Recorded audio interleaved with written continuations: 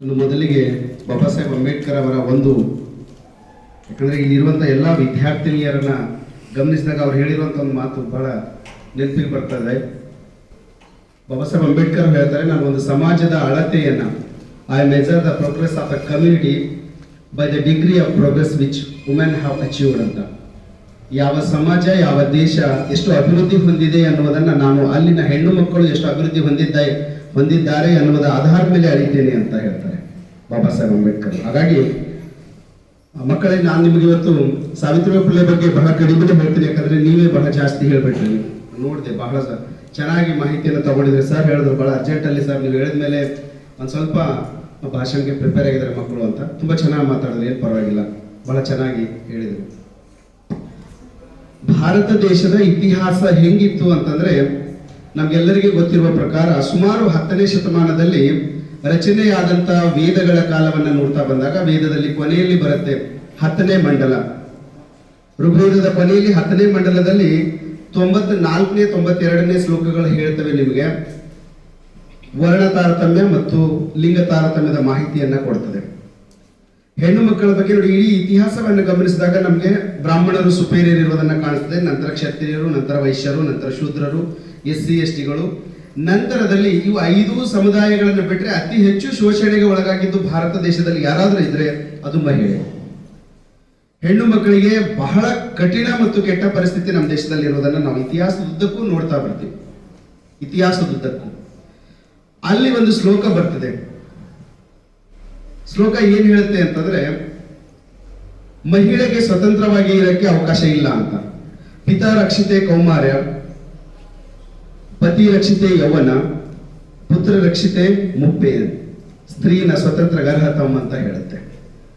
ಒಂದು ಹುಡುಗಿ ಚಿಕ್ಕವಳಿದಾಗ ತನ್ನ ತಂದೆ ಹೇಳ್ದಂಗೆ ಕೇಳಬೇಕು, ಹುಡುಗಿ ದೊಡ್ಡವಳಾದ್ಮೇಲೆ ಗಂಡ ಹೇಳ್ದಂಗೆ ಕೇಳಬೇಕು, ವಯಸ್ಸಾದ್ಮೇಲೆ ಹಿರಿ ಮಗ ಹೇಳ್ದಂಗೆ ಕೇಳಬೇಕು. ಹೆಣ್ಮಕ್ಳಿಗೆ ಸ್ವತಂತ್ರ ಕೊಡಬಾರ್ದು ಅಂತ ಹೇಳುತ್ತೆ. ಹೆಣ್ಮಕ್ಳಿಗೆ ಸ್ವತಂತ್ರ ಕೊಡಬಾರ್ದು ಅಂತ ಹೇಳುತ್ತೆ.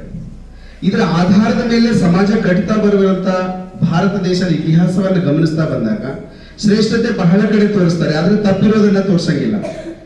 ಬಹಳ ಬೇರೆ ಬೇರೆ ಶ್ರೇಷ್ಠತೆಗಳನ್ನು ತೋರಿಸ್ತಾರೆ ನಮಗೆ, ಆದ್ರೆ ತಪ್ಪಿರೋದನ್ನ ತೋರ್ಸಂಗಿಲ್ಲ. ಹಾಗಾಗಿ ಅಂತಹ ಒಂದು ವ್ಯವಸ್ಥೆ ಭಾರತ ದೇಶದಲ್ಲಿದ್ದಾಗ ಸುಮಾರು 800 ವರ್ಷಗಳ ಕಾಲ ಮುಸ್ಲಿಮರ ಆಳ್ವಿಕೆ ಆಗುತ್ತೆ, ಸುಮಾರು 250 ವರ್ಷಗಳ ಕಾಲ ಬ್ರಿಟಿಷರ ಆಳ್ವಿಕೆ ಆಗುತ್ತೆ. ಬ್ರಿಟಿಷರು ಯಾವಾಗ ಭಾರತಕ್ಕೆ ಬರುತ್ತಾರೋ, ನಾವು ಎಲ್ಲ ಸ್ವತಂತ್ರದ ಹೋರಾಟವನ್ನ ಗಮನಿಸ್ತಾ ಇದ್ದಾಗ ಬ್ರಿಟಿಷರು ಭಾರತವನ್ನ ಕೊಳ್ಳೆ ಹೊಡೆದಿರೋದನ್ನ ನಾವು ಪೂರ್ಣ ಪ್ರಮಾಣದಲ್ಲಿ ಒಪ್ಪುವಂಥದ್ದು. ರಾಜಕೀಯವಾಗಿ ಮತ್ತು ನಾವು ಆರ್ಥಿಕವಾಗಿ ಗಮನಿಸಿದಾಗ ಬ್ರಿಟಿಷರು ಭಾರತದ ಎಲ್ಲಾ ಸಂಪತ್ತನ್ನ ಕೊಳ್ಳೆ ಹೊಡೆದಿರೋದು. ಆದ್ರೆ ಅವ್ರು ಹೋಗ್ತಾ ಹೋಗ್ತಾ ಒಂದಿಷ್ಟು ಒಳ್ಳೆ ಕೆಲಸ ಕೂಡ ಮಾಡೋಗಿದ್ದಾರೆ. ಸಾರ್ವತ್ರಿಕ ಶಿಕ್ಷಣವನ್ನ ಕೊಡಕ್ಕೆ ಪ್ರಾರಂಭ ಮಾಡ್ತಾರೆ. ನಿಮ್ಗೆಲ್ಲ ಗೊತ್ತಿರಬೇಕು, 1813 ಚಾರ್ಟರ್ ಕಾಯ್ದೆ ಮುಖಾಂತರವಾಗಿ ಮೊದಲನೇ ಬಾರಿಗೆ ಶಿಕ್ಷಣ ಪ್ರಾರಂಭ ಆಗುತ್ತೆ. ಬಹುಶಃ SLC ಮಕ್ಕಳಿಗೆ ಬಹಳ ಗೊತ್ತಿರ್ತದೆ. 1813 ಆಕ್ಟ್ ಏನ್ ಬರುತ್ತೆ, ಚಾರ್ಟರ್ ಕಾಯ್ದೆ, ಆ ಕಾಯ್ದೆ ಮುಖಾಂತರವಾಗಿ ಮೊದಲನೇ ಬಾರಿಗೆ ಭಾರತದಲ್ಲಿ ಶಿಕ್ಷಣವನ್ನ ಕೊಡಬೇಕು ಅಂತ ಪ್ರಾರಂಭ ಆಗುತ್ತೆ. ಅದಕ್ಕಾಗಿ 1 ಲಕ್ಷ ರೂಪಾಯಿ ತೆಗೆದಿರ್ತಾರೆ. ಆದ್ರೆ ಯಾವ ಭಾಷೆಯಲ್ಲಿ ಕೊಡಬೇಕು ಅಂತ ಅರ್ಥ ಆಗಲೇ ಅದು ಸರಿ ಸುಮಾರು 1824 ತನಕ ಮುಂದೆ ಹೋಗುತ್ತೆ. ಮುಂದೆ ಲಾರ್ಡ್ ವಿಲಿಯಂ ಬೆಂಟಿಕ್ ಬಂದಾಗ 1835ಕ್ಕೆ ಅದಕ್ಕೆ ಇಂಗ್ಲಿಷ್ ಶಿಕ್ಷಣವನ್ನ ಕೊಡಬೇಕು ಅಂತ ಒಂದು ಜಾರಿ ಮಾಡ್ತಾರೆ. ಅಲ್ಲಿಂದ ಶಿಕ್ಷಣ ವ್ಯವಸ್ಥೆ ಇಂಗ್ಲಿಷ್ ನಲ್ಲಿ ಪ್ರಾರಂಭ ಆಗುತ್ತೆ. ಟಚ್ ಆಗ್ತಾ, ಕನೆಕ್ಟ್ ಆಗ್ತಾ ಇದೆಯಾ? ಇದರ ಆಧಾರದ ಮೇಲೆ ಭಾರತ ದೇಶದಲ್ಲಿ ಶಿಕ್ಷಣ ವ್ಯವಸ್ಥೆ ಪ್ರಾರಂಭ ಆಗುತ್ತೆ 1813ರಿಂದ. ಅವಾಗ ಶಾಲೆಯನ್ನ ಕಲಿಬೇಕು ಅಂತ ಬಹಳಷ್ಟು ಜನ ಹುಡುಗರು ಮತ್ತು ಇರುವಂತ ವಿದ್ಯಾರ್ಥಿಗಳು, ಅದರಲ್ಲಿ ನಮಗೆ ಗೊತ್ತಿರಬೇಕು, ಭಾರತ ದೇಶದ ಇತಿಹಾಸದಲ್ಲಿ ಶೂದ್ರರಿಗೆ, SC STಗಳಿಗೆ ಮತ್ತು ಮಹಿಳೆಯರಿಗೆ ಶಾಲೆ ಕಲಿಯುವುದು ನಿಷೇಧವಾಗಿತ್ತು.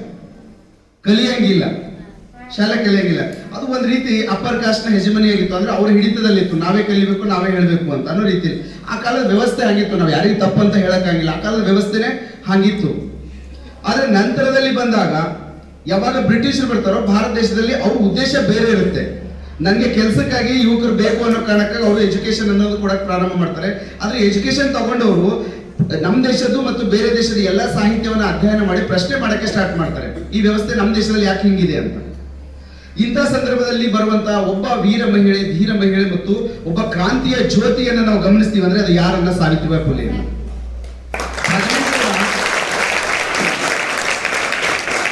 1831ರಲ್ಲಿ, ಅವಾಗಲೇ ಮಕ್ಕಳು ಹೇಳಿದ್ರು, 1831ರಲ್ಲಿ ಜನವರಿ 3ನೇ ತಾರೀಕಿನಂದು ಜನಿಸುವಂತ ಈ ಮಹಾತಾಯಿ ಪುಣೆ ಹತ್ರ ಜನಿಸ್ತಾರೆ. ಅದು ಜನಿಸಿರೋದನ್ನ ನೀವು ಹೇಳಿದ್ರಿ. ಸುಮಾರು 9ನೇ ವಯಸ್ಸಿಗೆ ಮದುವೆ ಆಗುತ್ತೆ ಹುಡುಗಿಗೆ. ನೋಡಿ, ಚಿಕ್ಕವರಾಗ ಕೂಡ ನಾವು ಫ್ಯೂಚರ್ ಅಲ್ಲಿ ಹೆಂಗಾಗ್ತೀವಂದ್ರೆ, ನಾವು ಸಣ್ಣಗಿರಕ್ಕೆ ಎಂತೆಂತ ದೃಷ್ಟಿಕೋನ ಇಟ್ಕೊಳ್ತೀವಿ, ಹಂಗೆ ಆಗ್ತೀವಿ. ಯಥಾ ದೃಷ್ಟಿ ತಥಾ ಸೃಷ್ಟಿ ಅನ್ನೋ ರೀತಿಯಲ್ಲಿ. ಸಣ್ಣಗಿರಕ್ಕೆ ಆ ಹುಡುಗಿಗೆ ಅವ್ರ ತಾಯಿ ಜೊತೆ ಪುಣಾಕ್ ಹೋಗಿರ್ತಾರೆ. ಅಲ್ಲಿ ಕ್ರಿಶ್ಚಿಯನ್ ಮಿಷನರಿಯವರು ಪುಸ್ತಕಗಳನ್ನ ಹಂಚ್ತಿರ್ತಾರೆ. ಅವಾಗಲೇ ಎಜುಕೇಶನ್ ಬಂದಿರುತ್ತೆ, ಶಾಲೆ ಕಲಿಕೆ ಇಂಟ್ರೆಸ್ಟ್ ಬರ್ಬೇಕು ಅಂತ. ಅವ್ರು ಹೆಂಗ್ ಹಂಚ್ತಿರ್ತಾರೆ ಸರ್ ಅಂತಂದ್ರೆ, ಆ ಕಾಲಕ್ಕೆ ಯಾರು ಶಾಲೆ ಕಲ್ತಿರಂಗಿಲ್ಲ. ಎಜುಕೇಶನ್ ಹೆಂಗ್ ಕೊಡ್ಬೇಕು ಅಂದ್ರೆ ಚಿತ್ರಗಳ ಆಧಾರದ ಮೇಲೆ ಚಿತ್ರ ಇರುವಂತಹ ದೊಡ್ಡ ದೊಡ್ಡ ಪುಸ್ತಕಗಳನ್ನ ಹಂಚ್ತಿರ್ತಾರೆ. ಆ ಹುಡುಗಿ ತಾಯಿ ಲಕ್ಷ್ಮೀಬಾಯಿ ಜೊತೆ ಮಾರ್ಕೆಟ್ ಹೋಗಿರ್ತಾಳೆ, ಎಲ್ಲಿಗೆ ಪುನಾಕೆ. ಅವ್ರು ಹಂಚುವುದನ್ನ ಗಮನಿಸಿ ಬಹಳ ಇಂಟ್ರೆಸ್ಟೆಡ್ ಆಗಿ ಆ ಪುಸ್ತಕಗಳನ್ನ ನೋಡ್ತಿರ್ತಾರೆ ಹುಡುಗಿ. ಆ ಪುಸ್ತಕ ಹಂಚುವಂತ ಒಬ್ಬ ಹೆಣ್ಮಗಳು ತಂದೆ ಏನ್ ಮಾಡ್ತಾರೆ, ಹುಡುಗಿ ಕೈ ಒಂದು ಪುಸ್ತಕ ಕೊಡ್ತಾರೆ. ಬಹಳ ಇಂಟ್ರೆಸ್ಟ್ ಇಂದ ಹುಡುಗಿ ನೋಡ್ತಾ, ಕಲರ್ ಕಲರ್ ಅದ ಚಿತ್ರ ಇದಾವೆ, ಎಲ್ಲಷ್ಟು ನೋಡಕ್ಕೆ ಚೆನ್ನಾಗಿದ್ದಾವೆ. ಯಾಕಂದ್ರೆ ಅಲ್ಲಿ ಬರವಣಿಗೆಗಳೆಲ್ಲ ಹೆಂಗಿದಾವೆ, ಚಿತ್ರದ ಮೂಲಕ ಇದಾವೆ. ಅದು ತಗೊಂಡು ಖುಷಿಯಿಂದ ಹುಡುಗಿ ಮನೆಗೆ ಬರುತ್ತೆ. ಮನೆಗೆ ಬಂದಾಗ ಖಂಡೋಜಿ ನವಸೆ ಅವರು ಅವ್ರ ಪುಸ್ತಕವನ್ನ ನೋಡ್ತಾರೆ. ನಮ್ಮ ಧರ್ಮದ ವಿರುದ್ಧ ಇರುವಂತಹ ಕ್ರಿಶ್ಚಿಯನ್ ಧರ್ಮದ ಪುಸ್ತಕವನ್ನ ನೀನ್ ತಗೊಂಡ್ ಬಂದಿ ಅಂತ ಎತ್ತಿ ಬಿಸಾಕ್ತಾರೆ. ಹುಡುಗಿ ಕೈಯಿಂದ ಪುಸ್ತಕವನ್ನ ತೆಗೆದು ಬಿಸಾಕಿ ಹುಡುಗಿಗೆ ಬಹಳ ಕೆಟ್ಟದಾಗಿ ಬೈತಾರೆ. ಇವೆಲ್ಲ ಮುಟ್ಟಂಗಿಲ್ಲ, ಹೆಣ್ಮಕ್ಳು ಓದ್ಬಾರ್ದು, ಗೊತ್ತಿಲ್ಲ ಅಂತ. ಹುಡುಗಿಗೆ ಆಸಕ್ತಿ ಜಾಸ್ತಿ ಇರುತ್ತೆ. 9ನೇ ವಯಸ್ಸಿಗೆ, ಆ ಕಾಲಕ್ಕೆ ಬಾಲ್ಯ ವಿವಾಹ ಪದ್ಧತಿ ಬಹಳ ಚರ್ಚಿತವಾಗಿತ್ತು. ಏನ್ ತೊಂದರೆ ಇಲ್ಲ, ಎಲ್ಲರೂ ಮಾಡ್ಕೊಳ್ತಾ ಇದ್ರು. ಅವಾಗ ಬಾಲ್ಯ ವಿವಾಹ ಪದ್ಧತಿ 9ನೇ ವಯಸ್ಸಿಗೆ ಮಾಡ್ತಾರೆ. 13ನೇ ವಯಸ್ಸಿನ ಗಂಡ ಇದ್ದಿರ್ತಾನೆ, ಜ್ಯೋತಿಬಾ ಫುಲೆ ಅವ್ರ ಜೊತೆ ಮದುವೆ ಆಗುತ್ತೆ. ಆ ಹುಡುಗನಿಗೂ ಕೂಡ ಬಹಳ ಸಾಮಾಜಿಕ ಕ್ರಾಂತಿಯಲ್ಲಿ ಆಸಕ್ತಿ ಇರುತ್ತೆ. ಹೆಂಗೆ ಆಸಕ್ತಿ ಇರುತ್ತೆ, ಪೇಶ್ವೆಗಳ ರಾಜ್ಯದಲ್ಲಿ ಅವರ ತಂದೆ ಪುಲೆಯವರ ತಂದೆಯವರು ಹೂ ಹಾಕುವಂತ ಕೆಲಸವನ್ನ ಮಾಡ್ತಿರ್ತಾರೆ, ಜ್ಯೋತಿಬಾ ಫುಲೆಯವರ ತಂದೆ. ಆವಾಗ ಏನಾಗಿರುತ್ತೆ, ಈ ಜ್ಯೋತಿಬಾ ಫುಲೆಯವರ ತಂದೆ ಸ್ವಲ್ಪ ಶ್ರೀಮಂತರಿದ್ದಿರ್ತಾರೆ. ಇವ್ರ ತಾಯಿ ಸುಗುಣಾಬಾಯಿ ಅವರು ಶಾಲೆಗೆ ಸೇರಿಸಬೇಕು ಅಂತ ಹೇಳ್ತಾರೆ. ಅವರ ಚಿಕ್ಕಮ್ಮ ಇದ್ದಿರ್ತಾಳೆ ಚಿಮ್ಮಣಾಬಾಯಿ ಅಂತ. ಅವರು ಬಹಳ ಇಂಟ್ರೆಸ್ಟ್ ಅವರಿಗೆ ಶಾಲೆ ಕಲಿಸ್ಬೇಕು ಅಂತ. ಯಾಕಂದ್ರೆ ಅಲ್ಲಿ ಅವಾಗ ಹೊಸದಾಗಿ ಹಾಸ್ಟೆಲ್ಗಳು ತೆರೆದಿರ್ತವೆ. ಹಾಸ್ಟೆಲ್ ನಲ್ಲಿ ಆ ಹೆಣ್ಮಗಳು ಆಯಾಗಿ ಕೆಲಸ ಮಾಡ್ತಿರ್ತಾಳೆ. ಇಂಗ್ಲಿಷ್ ಮಾತಾಡೋದು ಸ್ವಲ್ಪ ಸ್ವಲ್ಪ ಕಲ್ತಿರ್ತಾಳೆ. ಒಂದು 5-6 ವರ್ಷದಿಂದ ಕೆಲಸ ಮಾಡ್ತಿರ್ತಾಳೆ. ಅವಳಿಗೆ ಗೊತ್ತಾಗಿರುತ್ತೆ, ಇನ್ ಫ್ಯೂಚರ್ ಭಾರತದಲ್ಲಿ ಬದುಕಬೇಕು ಅಂದ್ರೆ ಇಂಗ್ಲಿಷ್ ಬೇಕು. ಹಾಗಾಗಿ ನಮ್ಮ ಮನೆ ಹುಡುಗರಿಗೆ, ನಮ್ಮ ಅಣ್ಣನ ಮಗನಿಗೆ ಶಾಲೆ ಕಳಿಸ್ಬೇಕು ಅಂತ ಈ ಜ್ಯೋತಿಬಾ ಫುಲೆಯನ್ನ ಕರ್ಕೊಂಡು ಶಾಲೆ ಆಗ್ತಾರೆ. ಕೆಳ ಹಂತದಲ್ಲಿ ಯಾರನ್ನ ತುಳಿತಕ್ಕೊಳಗಾಗಿಸಿದ್ದಾರೋ ಅಂತವ್ರು ಬಹಳ ಇಂಟ್ರೆಸ್ಟ್ ಇಂದ ಶಾಲೆ ಕಲಿತಾರೆ. ನೋಡಿರ್ಬೇಕಾದ್ರೆ ಹೊಟ್ಟೆ ತುಂಬದವರಿಗೆ ಹಸಿವಿನ ಅರಿವಿರಂಗಿಲ್ಲ. ಎಲ್ಲಾ ರೀತಿಯಿಂದ ಅವಕಾಶಗಳಿದ್ದವರಿಗೆ ಶಾಲೆ ಕಲಿಬೇಕಂತ ಅಷ್ಟು ಇಂಟ್ರೆಸ್ಟ್ ಇರಂಗಿಲ್ಲ. ನಮ್ಗೆ 100 ಎಕರೆ ಹೊಲ ಇದೆ, ಮನೆ ಮುಂದೆ ಬೆಂಚ್ ಕಾರಿದೆ ಅಂದ್ರೆ ಶಾಲೆ ಮಾಸ್ತರ್ ಬೈತಾನೆ, ಹೊಡಿತಾನೆ, ಹೋಗಕ್ಕೆ ಇಷ್ಟಪಡಂಗಿಲ್ಲ.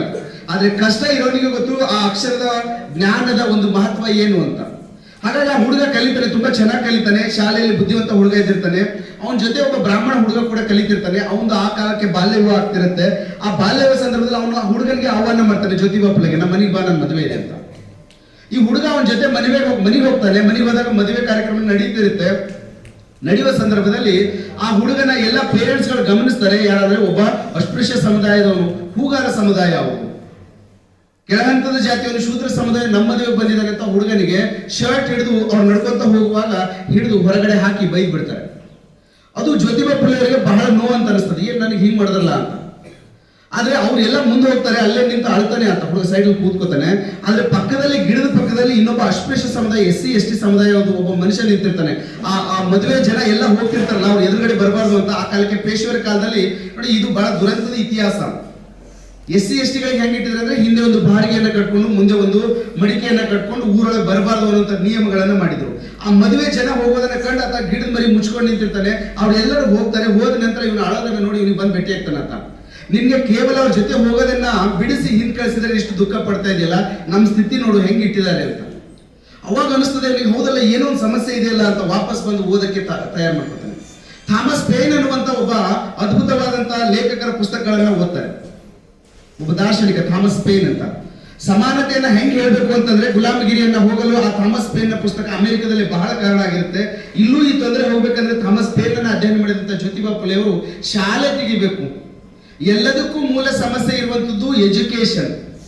ಎಜುಕೇಶನ್ ಇಲ್ಲ ಅಂದ್ರೆ ಬಡತನ ಇರುತ್ತೆ. ಎಲ್ಲಿ ತನಕ ಎಜುಕೇಶನ್ ಇರಂಗಿಲ್ಲ, ಬಡತನ ಇರುತ್ತೆ. ಬಡತನ ಎಲ್ಲಿ ತನಕ ಇರುತ್ತೋ ಅಲ್ಲಿ ತನಕ ಶೋಷಣೆ ಇದ್ದೇ ಇರುತ್ತೆ. ಇದು ಸತ್ಯವಾದಂತ ನಿಯಮ. ಎಲ್ಲಿ ತನಕ ಬೇಕಾದ್ರೆ ಅಲ್ಲಿ ತನಕ ಹಿಂಗೆ ಇರುತ್ತೆ. ಯಾರು ಶಾಲೆ ಕಲಿಯಂಗಿಲ್ಲೋ, ಯಾರು ಎಕನಾಮಿಕಲಿ ಸ್ಟ್ರಾಂಗ್ ಆಗಿಲ್ಲ, ಅವನ ಮೇಲೆ ಶೋಷಣೆ ಯಾವಾಗಲೂ ಆಗುತ್ತೆ. ಅದು ಹೆಣ್ಮಗಳಾಗಿರ್ಲಿ, SC ST ಆಗಿರ್ಲಿ, ಬೇರೆ ಯಾರೇ ಆಗಿರ್ಲಿ. ನಿಮ್ ಮೇಲೆ ನಿಮ್ ಗಂಡ ಹುಡಿಬೇಕಂದ್ರೆ ನೀವು ನೌಕರಿ ಮಾಡ್ಕೊಳ್ಳೋದ್ರೆ ಹುಡಿತಾನೆ. ನೀವೇ ಒಬ್ಬ PSI ಮನೆಗೆ ಹೋದ್ರೆ ನಿಮ್ ಗಂಡನೇ ನಿಮ್ಮ ಚಾ ತಗೊಂಡು ಬರ್ತಾನೆ. ಆ ಸ್ಥಿತಿ ಇದೆ. ಆ ಕಾಲಕ್ಕೆ ಅರ್ಥ ಆಗುತ್ತೆ ಎಜುಕೇಶನ್ ನ ಮಹತ್ವ ಎಷ್ಟಿದೆ ಅಂತ ಜ್ಯೋತಿಬಾ ಫುಲೆಯವರಿಗೆ. ಈ ಎಜುಕೇಶನ್ ಕೊಡ್ಬೇಕು ಅಂತಂದ್ರೆ ಯಾರಿಗೆ ಮೊದಲು ಕೊಡ್ಬೇಕು? ಈ ಮೂಢನಂಬಿಕೆ, ಜಾತಿ ವ್ಯವಸ್ಥೆ ಅನ್ನುವಂಥದ್ದು ಹೆಚ್ಚು ಯಾರು ಆಚರಣೆ ಮಾಡ್ತಾರೆ ಅಂತಂದ್ರೆ, ಗಂಡು ಮಕ್ಕಳಿಗಿಂತ ಹೆಚ್ಚು ಹೆಣ್ಮಕ್ಳು ಆಚರಣೆ ಮಾಡ್ತಾರೆ. ಶಾಲೆಯಲ್ಲಿ ಎಜುಕೇಶನ್ ಕೊಡ್ಬೇಕಂದ್ರೆ ಹೆಣ್ಮಕ್ಳಿಗೆ ಮೊದಲು ಕೊಡ್ಬೇಕಂತ ಹೆಣ್ಮಕ್ಳ ಶಾಲೆಯನ್ನ ತೆಗಿಬೇಕು ಅಂತಾರೆ. ಅಷ್ಟರಲ್ಲಿ ಅವ್ರ ತಂದೆ ಮದುವೆ ಮಾಡ್ತಾರೆ. 1840ಕ್ಕೆ ಮದುವೆ ಆಗುತ್ತೆ. 1848ಕ್ಕೆ ಮೊದಲನೇ ಶಾಲೆಯನ್ನ ತೆರೀತಾರೆ. ತನ್ನ ಹೆಂಡತಿಗೆ ಅಕ್ಷರ ಜ್ಞಾನ ಇಲ್ಲದಂತ ಹೆಂಡತಿಗೆ ಅಕ್ಷರವನ್ನ ಕಲಿಸ್ತಾರೆ. ಆ ಹೆಣ್ಮಗಳನ್ನ ಇಲ್ಲಿ ಪಕ್ಕದಲ್ಲಿ ಮಹಾರಾಷ್ಟ್ರದ ಬಾಂಬೆ ಸಮೀಪದಲ್ಲಿರುವಂತಹ ಅಹಮದ್ ನಗರ್ಗೆ ಕೋಚಿಂಗ್ ಕಳಿಸ್ತಾರೆ. ಅಲ್ಲಿ TCH ಮುಗಿಸ್ತಾಳೆ ಹುಡುಗಿ ಮೊದಲನೇ ಬಾರಿಗೆ. ಒಬ್ಬ ಮುಸಲ್ಮಾನ್ ಹುಡುಗಿ ಅವ್ರ ಜೊತೆ TCH ಮುಗಿಸ್ತಾಳೆ. ಅವ್ರು 2 ಜನ ವಾಪಸ್ ಬರ್ತಾರೆ, ಶಾಲೆಯನ್ನ ತೆರೀತಾರೆ. 1948 ಜನವರಿ 1ನೇ ತಾರೀಕು, ಮೊನ್ನೆ ಜನವರಿ 1 ಆಚರಣೆ ಮಾಡ್ತಾರಲ್ಲ, ಮೊದಲನೇ ಶಾಲೆ ಮಹಿಳೆಯರಿಗಾಗಿ ಭಾರತದ ಇತಿಹಾಸದಲ್ಲಿ ಫಸ್ಟ್ ಶಾಲೆ ತೆರೀತದೆ. ಅವಾಗ ಅಡ್ಮಿಷನ್ ಎಷ್ಟು ಬರ್ತಾವ ಗೊತ್ತಾ ನಿಮ್ಗೆ? 9 ಜನ ಮಕ್ಕಳು ಬರ್ತಾರೆ ಅಡ್ಮಿಷನ್ಗೆ. ಆ 9 ಜನ ಮಕ್ಕಳನ್ನ ಅಡ್ಮಿಷನ್ ತಗೊಂಡು ಅವ್ರು ಕಲ್ಸಕ್ಕೆ ಪ್ರಾರಂಭ ಮಾಡ್ತಾರೆ ಸರ್. 1948ರಿಂದ 1953 ತನಕ 18 ಶಾಲೆಗಳನ್ನ ತೆರೀತಾರೆ ಅವರು. 9 ಮಕ್ಕಳಿಂದ ಮನೆಗೆ ಓಡಾಡಿ ಕೈಕಾಲು ಬಿದ್ದು ಮಕ್ಕಳನ್ನೇ ಕರ್ಕೊಂಡ್ ಬರ್ತಾರೆ ಶಾಲೆಗೆ. ನೀವು ಫೀಸ್ ಕೊಡ್ಬೇಡಿ, ನಾನೇ ಫೀಸ್ ಕೊಡ್ತೀನಿ, ನಾನೆಲ್ಲ ಕಟ್ತೀನಿ, ಮತ್ತೆ ಮಕ್ಕಳಿಗೆ ಊಟ ಕೊಡ್ತೀನಿ. ಈಗೇನೋ ಸ್ಕಾಲರ್ಶಿಪ್ ಎಲ್ಲ ಬರ್ತಾವಲ್ಲ, ಇವೆಲ್ಲ ಅವಾಗಲೇ ಸ್ಟಾರ್ಟ್ ಮಾಡಿದ್ರು ಸಾವಿತ್ರಿಬಾಯಿ ಫುಲೆ ಅವರು. ನಾನೆಲ್ಲ ಕೊಡ್ತೀನಿ, ನೀವು ಕಳಿಸಿರಿ ಸಾಕು ಅಂತ. ಎಲ್ಲಾ ರೀತಿಯಿಂದ ಆರ್ಥಿಕವಾಗಿ ತೊಂದರೆ ಕೊಟ್ಟರು ಕೂಡ ಸಾವಿತ್ರಿಬಾಯಿ ಫುಲೆ ಅವರು ಶಾಲೆಗಳನ್ನ ನಡೆಸಕ್ ಪ್ರಾರಂಭ ಮಾಡ್ತಾರೆ. ಇನ್ಮೇಲೆ ಗೊತ್ತಾಗುತ್ತೆ ಅಲ್ಲಿರುವಂತಹ ಬ್ರಾಹ್ಮಣ ಸಮುದಾಯದವರಿಗೆ ಈ ಹುಡುಗಿ ಬಿಡಂಗ್ ಕಾಣಲ್ಲ, ಶಾಲೆ ಕಳಿಸ್ತದೆ ಅಂತ.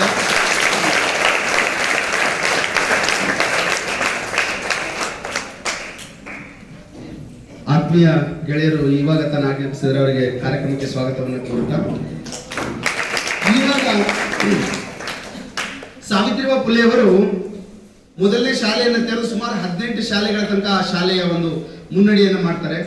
ಶಾಲೆಗಳನ್ನು ಮುನ್ನಡೆ ಮಾಡುವ ಸಂದರ್ಭದಲ್ಲಿ ಅವರ ತಂದೆ ಅಂದ್ರೆ ಅವರ ಮಾವನಿಗೆ, ಯಾರು ಜ್ಯೋತಿಬಾ ಫುಲೆ ಅವರ ತಂದೆಯವರಿಗೆ ಊರ್ ಜನ ಬಂದ ಹೇಳ್ತಾರೆ, ನೋಡಪ್ಪ ನಿನ್ನ ಸೊಸೆಗೆ ನಿನ್ನ ಮಗನಿಗೆ ಬುದ್ಧಿ ಹೇಳು, ಇವ್ರು ಶಾಲೆ ಕೆಲಸ ತಪ್ಪು ಕೆಲಸ ಮಾಡ್ತಿದ್ರೆ, ಎಂತ ಕೆಟ್ಟ ಮನುಷ್ಯರ ನಿನ್ನ ಸೊಸೆ ನಿನ್ನ ಮಗ, ಮನಿ ಮುರಿಯಂತ ಕೆಲಸ. ಹೆಣ್ಮಕ್ಳು ಶಾಲೆ ಕಲಿಸ್ತಾರೆ, ಹೆಣ್ಮಕ್ಳು 4 ಗೋಡೆ ಮಧ್ಯೆ ಇರಬೇಕು. ಎತ್ರ ನಾರಸ್ತು ಪೂಜಂತೆ ರಮಂತೆ ತತ್ರ ದೇವತಾಹ ಅಂತ, ಎಲ್ಲಿ ನಾರೆಯನ್ನ ಪೂಜೆ ಮಾಡಿರಲಾಗುತ್ತೋ 4 ಗೋಡೆಗಳ ಮಧ್ಯೆ ಅಲ್ಲಿ ದೇವರು ಇರ್ತಾನೆ. 4 ಗೋಡೆ ಮಧ್ಯೆ ಇರ್ಬೇಕು. ಹೆಣ್ಮಕ್ಳು ಹೊರಗೆ ಹೋಗ್ಬಾರ್ದು, ಶಾಲೆ ಕಲಿಬಾರ್ದು. ನಿನ್ನ ಸೊಸೆ ಮತ್ತು ಮಗ ಸಮಾಜ ಒಡೆಯುವಂತ ಕೆಲಸ ಮಾಡ್ತಾ ಇದ್ರೆ, ಹಿಂದೂ ಧರ್ಮಕ್ಕೆ ವಿರುದ್ಧವಾದಂತ ಕೆಲಸ ಮಾಡ್ತಾ ಇದ್ರೆ, ಒಂದು ಅವರನ್ನ ಮನೆ ಹೊರಗೆ ಹಾಕಿದ್ರೆ ನಿಲ್ಲಿಸ ಕೆಲಸ, ಇಲ್ಲ ಅಂದ್ರೆ ನಿನ್ನನ್ನ ಸಮಾಜದ ಹೊರ ಹಾಕ್ತೀವಿ ಅಂತಂದಾಗ ಅವ್ರ ತಂದೆ ಭಯ ಬೀಳ್ತಾರೆ. ತಂದೆ ಭಯ ಬಿದ್ದು ಮಗನಿಗೆ ಬಂದ ಹೇಳ್ತಾರೆ, ನೋಡಪ್ಪ ಈ ಕೆಲಸ ಮಾಡಂಗಿಲ್ಲ, ನೀನು ಶಾಲೆ ಕಲಿಯೋದು ಬಿಡ್ಬ, ಅದನ್ನ ನಿಲ್ಲಿಸ್ಬಿಡು, ಮಾಡಕ್ ಹೋಗ್ಬೇಡ, ಮಾಡಕ್ ಹೋಗ್ಬೇಡ ಅಂತಂದಾಗ, ಒಂದು ನನ್ನ ಆಸ್ತಿ ಬೇಕು, ನನ್ನ ಮನೆ ಬೇಕು, ಇಲ್ಲಿ ಇರ್ಬೇಕು ಅಂದ್ರೆ ನಾನು ಹೇಳ್ದಂಗೆ ಕೇಳಬೇಕು, ಇಲ್ಲ ಅಂದ್ರೆ ನನ್ನ ಮನೆ ಬಿಟ್ಟು ಹೋಗ್ಬೇಕು, ಡಿಸೈಡ್ ಮಾಡುವಂತಾನೆ. ಒಳಗಡೆ ಹೆಂಡತಿ ಕುಂತಿರ್ತಾಳೆ. ಜ್ಯೋತಿಬಾ ಫುಲೆ ಸಣ್ಣ ಆವಾಗ್ಲೇ ಸ್ಕೂಲಿಂದ ಬಂದಿರ್ತಾರೆ, ಹೊರಗಡೆ ಸ್ಕೂಲ್ ಹೇಳಕ್ ಬಂದಿರ್ತಾರೆ. ಅವರು ಕೂಡ ಹೆಂಡತಿಗೆ ಹೇಳ್ತಾರೆ, ತಯಾರಾಗು. ಎದಕ್ ತಯಾರಾಗಿ? ನಿಮ್ಮಪ್ಪ ಹೇಳಿದ್ದು ಮೊದಲಿಂದಕ್ಕ, ಎರಡನೇದಕ್ಕೆ ತಯಾರಾಗು, ಮನೆ ಬಿಟ್ಟು ಹೊರಗೆ ಹೋಗೋಣ. ಹೆಂಡತಿನ ತಗೊಂಡು ಬಟ್ಟೆನ ತಗೊಂಡು ಮನೆ ಬಿಟ್ಟು ಹೊರಗಡೆ ಬರ್ತಾನೆ. ಆ ಮುಸ್ಲಿಂ ಗೆಳೆಯ ಒಬ್ಬ ಇದ್ದಿರ್ತಾರೆ, ಅವರು ಊರ್ ಹೊರಗಡೆ ಇದ್ದಿರ್ತಾರೆ. ಅವ್ರೊಂದು ಮನೆಯಲ್ಲಿ ಜಾಗ ಕೊಡ್ತಾರೆ, ಸ್ವಲ್ಪ ಚೆನ್ನಾಗಿರ್ತದೆ ಮನೆಯವರು. ಮನೆಯಲ್ಲಿ ಜಾಗ ಕೊಡ್ತಾರೆ, ಅಲ್ಲಿ ಉಳ್ಕೊಂಡು ಊರಿನ ಹೊರಗಡೆ ಇರುವಂತ ಶಾಲೆಗೆ ಪ್ರತಿದಿನ ಹೋಗಿ ಶಾಲೆಯನ್ನು ಹೇಳುವಂತ ಕೆಲಸವನ್ನ ಮಾಡ್ತಾರೆ. ಆ ಸಂದರ್ಭದಲ್ಲೇ ಸರ್ ಅವಾಗ್ಲೇ ಹೇಳಿದ್ರು, ಮತ್ತೆ ಮಕ್ಕಳು ಹೇಳಿದ್ರಲ್ಲ, ಆ ಸಂದರ್ಭದಲ್ಲಿ ಅವ್ರ ಮೇಲೆ ಈ ಕೊಳೆತ ಟೊಮೆಟೋವನ್ನು ಹಾಕುವಂಥದ್ದಾಗ್ಲಿ, ಕಸ ಹಾಕುವಂಥದ್ದು, ಸೆಗಣಿ ಹಾಕುವಂಥದ್ದಾಗ್ಲಿ, ಒಬ್ಬ ವಿಚಾರ ಮಾಡಿ ಒಬ್ಬ ಶಿಕ್ಷಕಿ, ಯಾವುದೇ ಸಂಬಳ ಇಲ್ಲ, ಯಾವುದೇ ಅನುಕೂಲತೆ ಇಲ್ಲ, ಆದ್ರೆ ಶಾಲೆಗೆ ಹೋಗಿ ಮಕ್ಕಳಿಗೆ ಪಾಠ ಹೇಳುವಂತ, ಹೆಣ್ಣು ಮಕ್ಕಳಿಗೆ ಪಾಠ ಹೇಳುವಂಥದ್ದು. ಪ್ರತಿದಿನ ಹೋಗ್ಬೇಕಾದ್ರೆ ನಾವೆಲ್ಲ ಟಿಫನ್ ಇಟ್ಕೊಂಡು ಹೋಗ್ತೀವಿ, ಹೆಣ್ಮಕ್ಳು 2 ಸೀರೆ ತಗೊಂಡು ಹೋಗ್ತೀವಿ. ಅವ್ರ ಮಾನಸಿಕ ಸ್ಥಿತಿ ಗಮನಿಸಿ ನೀವು. ನಮಗೆ ಯಾರಾದ್ರೂ ಒಂದು ದಿನ ಅವಮಾನ ಮಾಡಿದ್ರೆ ಆ ದಾರಿಗೆ ಹೋಗಂಗಿಲ್ಲ ನಾವು. ಪ್ರತಿದಿನ ಅವಮಾನ ಆಗುತ್ತೆ, ಪ್ರತಿದಿನ ಅದೇ ದಾರಿಗೆ ಹೋಗ್ತಾಳೆ ಹೆಣ್ಮಕ್ಳು. ಪ್ರತಿದಿನ ಅಲ್ಲಿ ಹೋಗಿ ಆ ಸೀರೆಯನ್ನ ಬಿಚ್ಚಕ್ಕೆ ಇನ್ನೊಂದು ಸೀರೆ ಹಾಕೊಂಡು ಮತ್ತೆ ಮಕ್ಕಳಿಗೆ ಪಾಠ ಮಾಡಬೇಕು, ವಾಪಸ್ ಬರಬೇಕು. ಊರಿನ ಹೊರಗಡೆ ಉಳಿದಿರ್ತಾರೆ ಸರ್. ಊರಿನ ಹೊರಗಡೆ ಉಳಿದಾಗ ಸಾವಿತ್ರಿಬಾಯಿ ಫುಲೆ ಅವರಿಗೆ, ಜ್ಯೋತಿಬಾ ಫುಲೆ ಅವರಿಗೆ ಏನ್ ಮಾಡ್ತಾರೆ, ಇನ್ ಮಾತ್ರ ಇಷ್ಟು ಹೊರ ಹಾಕಿದ್ರು ಇವ್ರು ಕೇಳಂಗಿಲ್ವಲ್ಲ, ಎಜುಕೇಶನ್ ಕೊಡ್ತಾ ಇದಾರೆ ಅಂತ ಇವರನ್ನ ಹೆಂಗಾರ ಮಾಡಿ ಕೊಲೆ ಮಾಡಬೇಕು. ರಘೋಜಿ ನವಸೆ ಅನ್ನುವಂಥವನ್ನ ಕರೀತಾರೆ. ರಘೋಜಿ ನವಸೆ ಮತ್ತು ಗೋಂಡಿಬಾ ಅನ್ನುವಂಥ 2 ಯುವಕರನ್ನ ಕರೀತಾರೆ. ಇವ್ರು ಆ ಕಾಲಕ್ಕೆ 1870 ಸಂದರ್ಭ ನೀವು ನೆನ್ಪಿಟ್ಕೊಳ್ಳಿರಿ. 1,000 ರೂಪಾಯಿ ಕೊಡ್ತಾರೆ ಅವರಿಗೆ, 1000 ರೂಪೀಸ್. ಆ ಕಾಲಕ್ಕೆ ಬಸ್ 1,000 ಅಂದ್ರೆ ಈ ಕಾಲಕ್ಕೆ 1 ಲಕ್ಷ ಆಗುತ್ತೆ. ಅದು 1,000 ರೂಪಾಯಿ ಕೊಟ್ಟಾದ್ರೆ ಅವ್ರಿಬ್ರಿಗೆ ರಾತ್ರಿ ಸಾಯಿಸ್ಬೇಕು. ಆ ಮನುಷ್ಯ ಏನ್ ಮಾಡ್ತಾನೆ, ರಾತ್ರಿ ಅವ್ರ ಮನೆಗೆ ಹೋಗ್ತಾರೆ. ಊರ್ ಹೊರಗಡೆ ಸಣ್ಣ ಮನೆಯಲ್ಲಿ ಇದ್ದಿರ್ತಾರೆ, ಬಾಗಿಲು ಬಿಡ್ತಾರೆ, ಯಾರೋ ಬಂದಿರ್ಬೇಕು ನೋಡು ಬಾಗಿಲು ತೆರಿ ಅಂದಾಗ ಕೊಡ್ಲೆಯನ್ನು ತಗೊಂಡು ಒಳಗಡೆ ಬರ್ತಾರೆ. ಒಳಗಡೆ ಬಂದು ಇವನ್ ಮೇಲೆ ಕತ್ತಿಯನ್ನು ಎತ್ತಿ ಕಡಿಬೇಕು ಅಂತಾರೆ. ಯಾರಿಗೆ? ಜ್ಯೋತಿಬಾ ಫುಲೆ. ಇವನೇ ಎಲ್ಲದಕ್ಕೂ ಕಾರಣ, ಹೆಂಡತಿಗೂ ಹೇಳ್ತಾ ಇಲ್ಲ ಅಂತ. ಅವನು ಕೇಳ್ತಾನೆ, ನೀನ್ ಯಾಕೆ ನನ್ನನ್ನು ಕೊಲೆ ಮಾಡ್ತಾ ಇದೀಯಾ? ಹೇಳಾದ್ರೆ ಸಾಯಿಸ್ತಾ ಇದ್ದಲ್ಲ, ಹೇಳಾದ್ರೆ ಸಾಯಿಸಿ. 1,000 ರೂಪಾಯಿ ಕೊಟ್ಟಿದ್ರೆ ಅದಕ್ಕೆ ಕೊಲೆ ಮಾಡ್ತಾ ಇದ್ದೀನಿ. 1,000 ರೂಪಾಯಿ ಕೊಟ್ಟಿದ್ದಾರೆ, ಜಾಸ್ತಿನೇ ಕೊಟ್ಟಿದ್ದಾರೆ. ಸರಿ, 1,000 ರೂಪಾಯಿ ಕಾಲಕ್ಕೆ ಜಾಸ್ತಿ ಇರುತ್ತೆ, ಸರಿ ತಗೊಂಡಿರು. ಹೆಂಡತಿ ಪಕ್ಕದಲ್ಲೇ ಇದ್ದಿರ್ತ ಹೇಳ್ತಾರೆ, ಇವ್ರು ನನ್ನನ್ನು ಸಾಯಿಸಕ್ ಬಂದಿದ್ದಾರೆ, ಇವ್ರ ಮಕ್ಕಳಿಗೆ ನೀನೇ ಪಾಠ ಹೇಳ್ತೀನಿ, ನನಗೆ ಗೊತ್ತು. ಇವ್ರು ಸಾಯಿಸ್ಮೇಲೆ ಇವ್ರ ಮಕ್ಕಳನ್ನ ಹೊರಗೆ ಹಾಕ್ಬೇಡ, ಇವ್ರ ಮಕ್ಕಳಿಗೆ ಪಾಠ ಹೇಳು ಅಂತ ಹೇಳ್ತಾರೆ. ನನ್ನನ್ನು ಸಾಯಿಸ್ತಾ ಇದ್ದಾರೆ, ಸಾಯಿಸ್ಲಿ ಪರವಾಗಿಲ್ಲ, ಆದ್ರೆ ಇವ್ರ ಮಕ್ಕಳನ್ನ ಶಾಲೆಯಿಂದ ಹೊರಹಾಕ್ಬೇಡ, ಅವ್ರಿಗೆ ಪಾಠ ಹೇಳುವಂತಂದಾಗ ಅವ್ನ ಕಣ್ಣಲ್ಲಿ ನೀರು ಬಂದ್ಬಿಡ್ತಾ, ಅಯ್ಯೋ ಇವ್ನು ಹಿಂಗೊಂದ್ಬಿಟ್ನಲ್ಲ ಇವನು ಅಂತ ವಿಚಾರ ಮಾಡಿ. ನಾವು ಇತಿಹಾಸವನ್ನ ಗಮನಿಸುವಾಗ ಕ್ರಿಸ್ತಪೂರ್ವ 3ನೇ-4ನೇ ಶತಮಾನದಲ್ಲಿ ಪ್ಲೇಟೋ, ಅರಿಸ್ಟಾಟಲ್ ಬರ್ತಾರೆ. ಅವರ ಗುರುಗಳೊಬ್ಬರಿದ್ದಾರೆ ಸಾಕ್ರೆಟಿಸ್ ಅಂತ. ಸಾಕ್ರೆಟಿಸ್ ಬಹಳ ಸತ್ಯವನ್ನ ಹೇಳುವುದನ್ನ ಕಂಡಂತ ಅಲ್ಲಿನ ರಾಜ, ಅಥೇನ್ಸ್ನ ರಾಜ ಏನ್ ಮಾಡಿರ್ತಾನೆ, ಇವರನ್ನ ವಿಷ ಕುಡಿಸ್ತಾನೆ, ಹೇಮ್ಲಾಕ್ ಅನ್ನುವಂತ ವಿಷ. ಆ ವಿಷಯವನ್ನ ಕುಡಿಯುವ ಸಂದರ್ಭದಲ್ಲಿ ಅವ್ರು ಅದನ್ನೇ ಹೇಳ್ತಾರೆ, ನಾನು ಸಾಯ್ಬೇಕಾದ್ರೆ ಇವತ್ತು ವಿಷ ಕುಡಿತಾ ಇದ್ದೀನಿ. ಅವ್ರ ಶಿಷ್ಯರೆಲ್ಲ ಬಂದು ಕೇಳ್ತಾರೆ, ಗುರುಗಳೇ ನಿಮ್ಮನ್ನ ಹೆಂಗಾರ ಎಸ್ಕೇಪ್ ಮಾಡ್ತೀವಿ, ನೀವು ಹೋಗಿರಿ, ನಾವು ಕಾಪಾಡ್ಕೊಳ್ತೀವಿ ನಿಮ್ಮನ್ನ, ಇಲ್ಲಿ ಸಾಯ್ಬೇಡಿ ಅಂತ. ಅವ್ನು ಏನ್ ಹೇಳ್ತಾನೆ ಅಂದ್ರೆ, ನಾನ್ ಸತ್ರು ನನ್ನ ವಿಚಾರ ಜೀವಂತವಾಗಿರುತ್ತೆ, ಇವತ್ತು ಸಾವಿನ ಮೇಲೆ ಪ್ರಯೋಗ ಮಾಡ್ತೀನಿ ಅಂತ ಹೇಮ್ಲಾಕ್ ವಿಷಯವನ್ನ ಕುಡಿದು ಸಾಯ್ತಾನೆ ಅಂತ. ಅಲ್ಲಿ ಸಾಕ್ರೆಟಿಸ್ ಅವನ ಇತಿಹಾಸವನ್ನ ಗ್ರೇಟ್ ಆಗಿ ಹೇಳುವಂತ ನಾವು ಜ್ಯೋತಿಬಾ ಫುಲೆ ಹೇಳ್ತಾ ಇದ್ದಾನೆ, ನನ್ನನ್ನು ಸಾಯಿಸಿದ್ರು, ಇವ್ರ ಮಕ್ಕಳೆಲ್ಲ ಶಾಲೆ ಕೆಲಸ ನಿಲ್ಲಿಸ್ಬೇಡ ಅಂತ. ಅವರು 2 ಜನ ತಮ್ಮ ಕೊಡಲೆಯನ್ನ ಕೆಳಗೆ ಇಟ್ಟು, ಇದು ಗೊತ್ತೇ ಆಗಿಲ್ಲಲ್ಲ ನಮಗೆ, ಹಿಂಗ್ ಕಳಿಸಿದ್ರ ನಮಗೆ ಅಂತ ಹೇಳಿದಾಗ ಅವ್ನು ಹೇಳ್ತಾನೆ, ನಿಮ್ಗೆ ಎಜುಕೇಶನ್ ಕೊಟ್ರೆ, ಶಿಕ್ಷಣ ಅನ್ನುವಂಥದ್ದು ಎಂತ ಮಲಗಿರೋರನ್ನ ಎಬ್ಬಿಸ್ಕೊಡ್ತದೆ, ಅದು ಕೊಡಬಾರ್ದು. ಕೇವಲ ರೊಕ್ಕ ಕೊಟ್ಟು ಏನೋ ಕೊಟ್ಟು ನಿಮ್ಮನ್ನ ಬಕೆಟ್ ತರ ಕೆಲಸ ಮಾಡ್ಕೊಂಡು ಸಾಯಿಸೋದಕ್ಕೆ ಅದಕ್ಕೆ ಅಂತ ಬಳಸ್ಕೊಳ್ತಾರೆ. ಇದು ತಲೆತಲಾಂತರದಿಂದ ನಡೀತಾ ಇದೆ. ಹಾಗಾಗಿ ಇದನ್ನ ಹೋಗಿ ನೀವು ಸಮಾನ ಇರಬೇಕು, ಅದಕ್ಕೆ ನಾನು ಎಜುಕೇಶನ್ ಕೊಡ್ತಾ ಇದ್ದೀನಿ.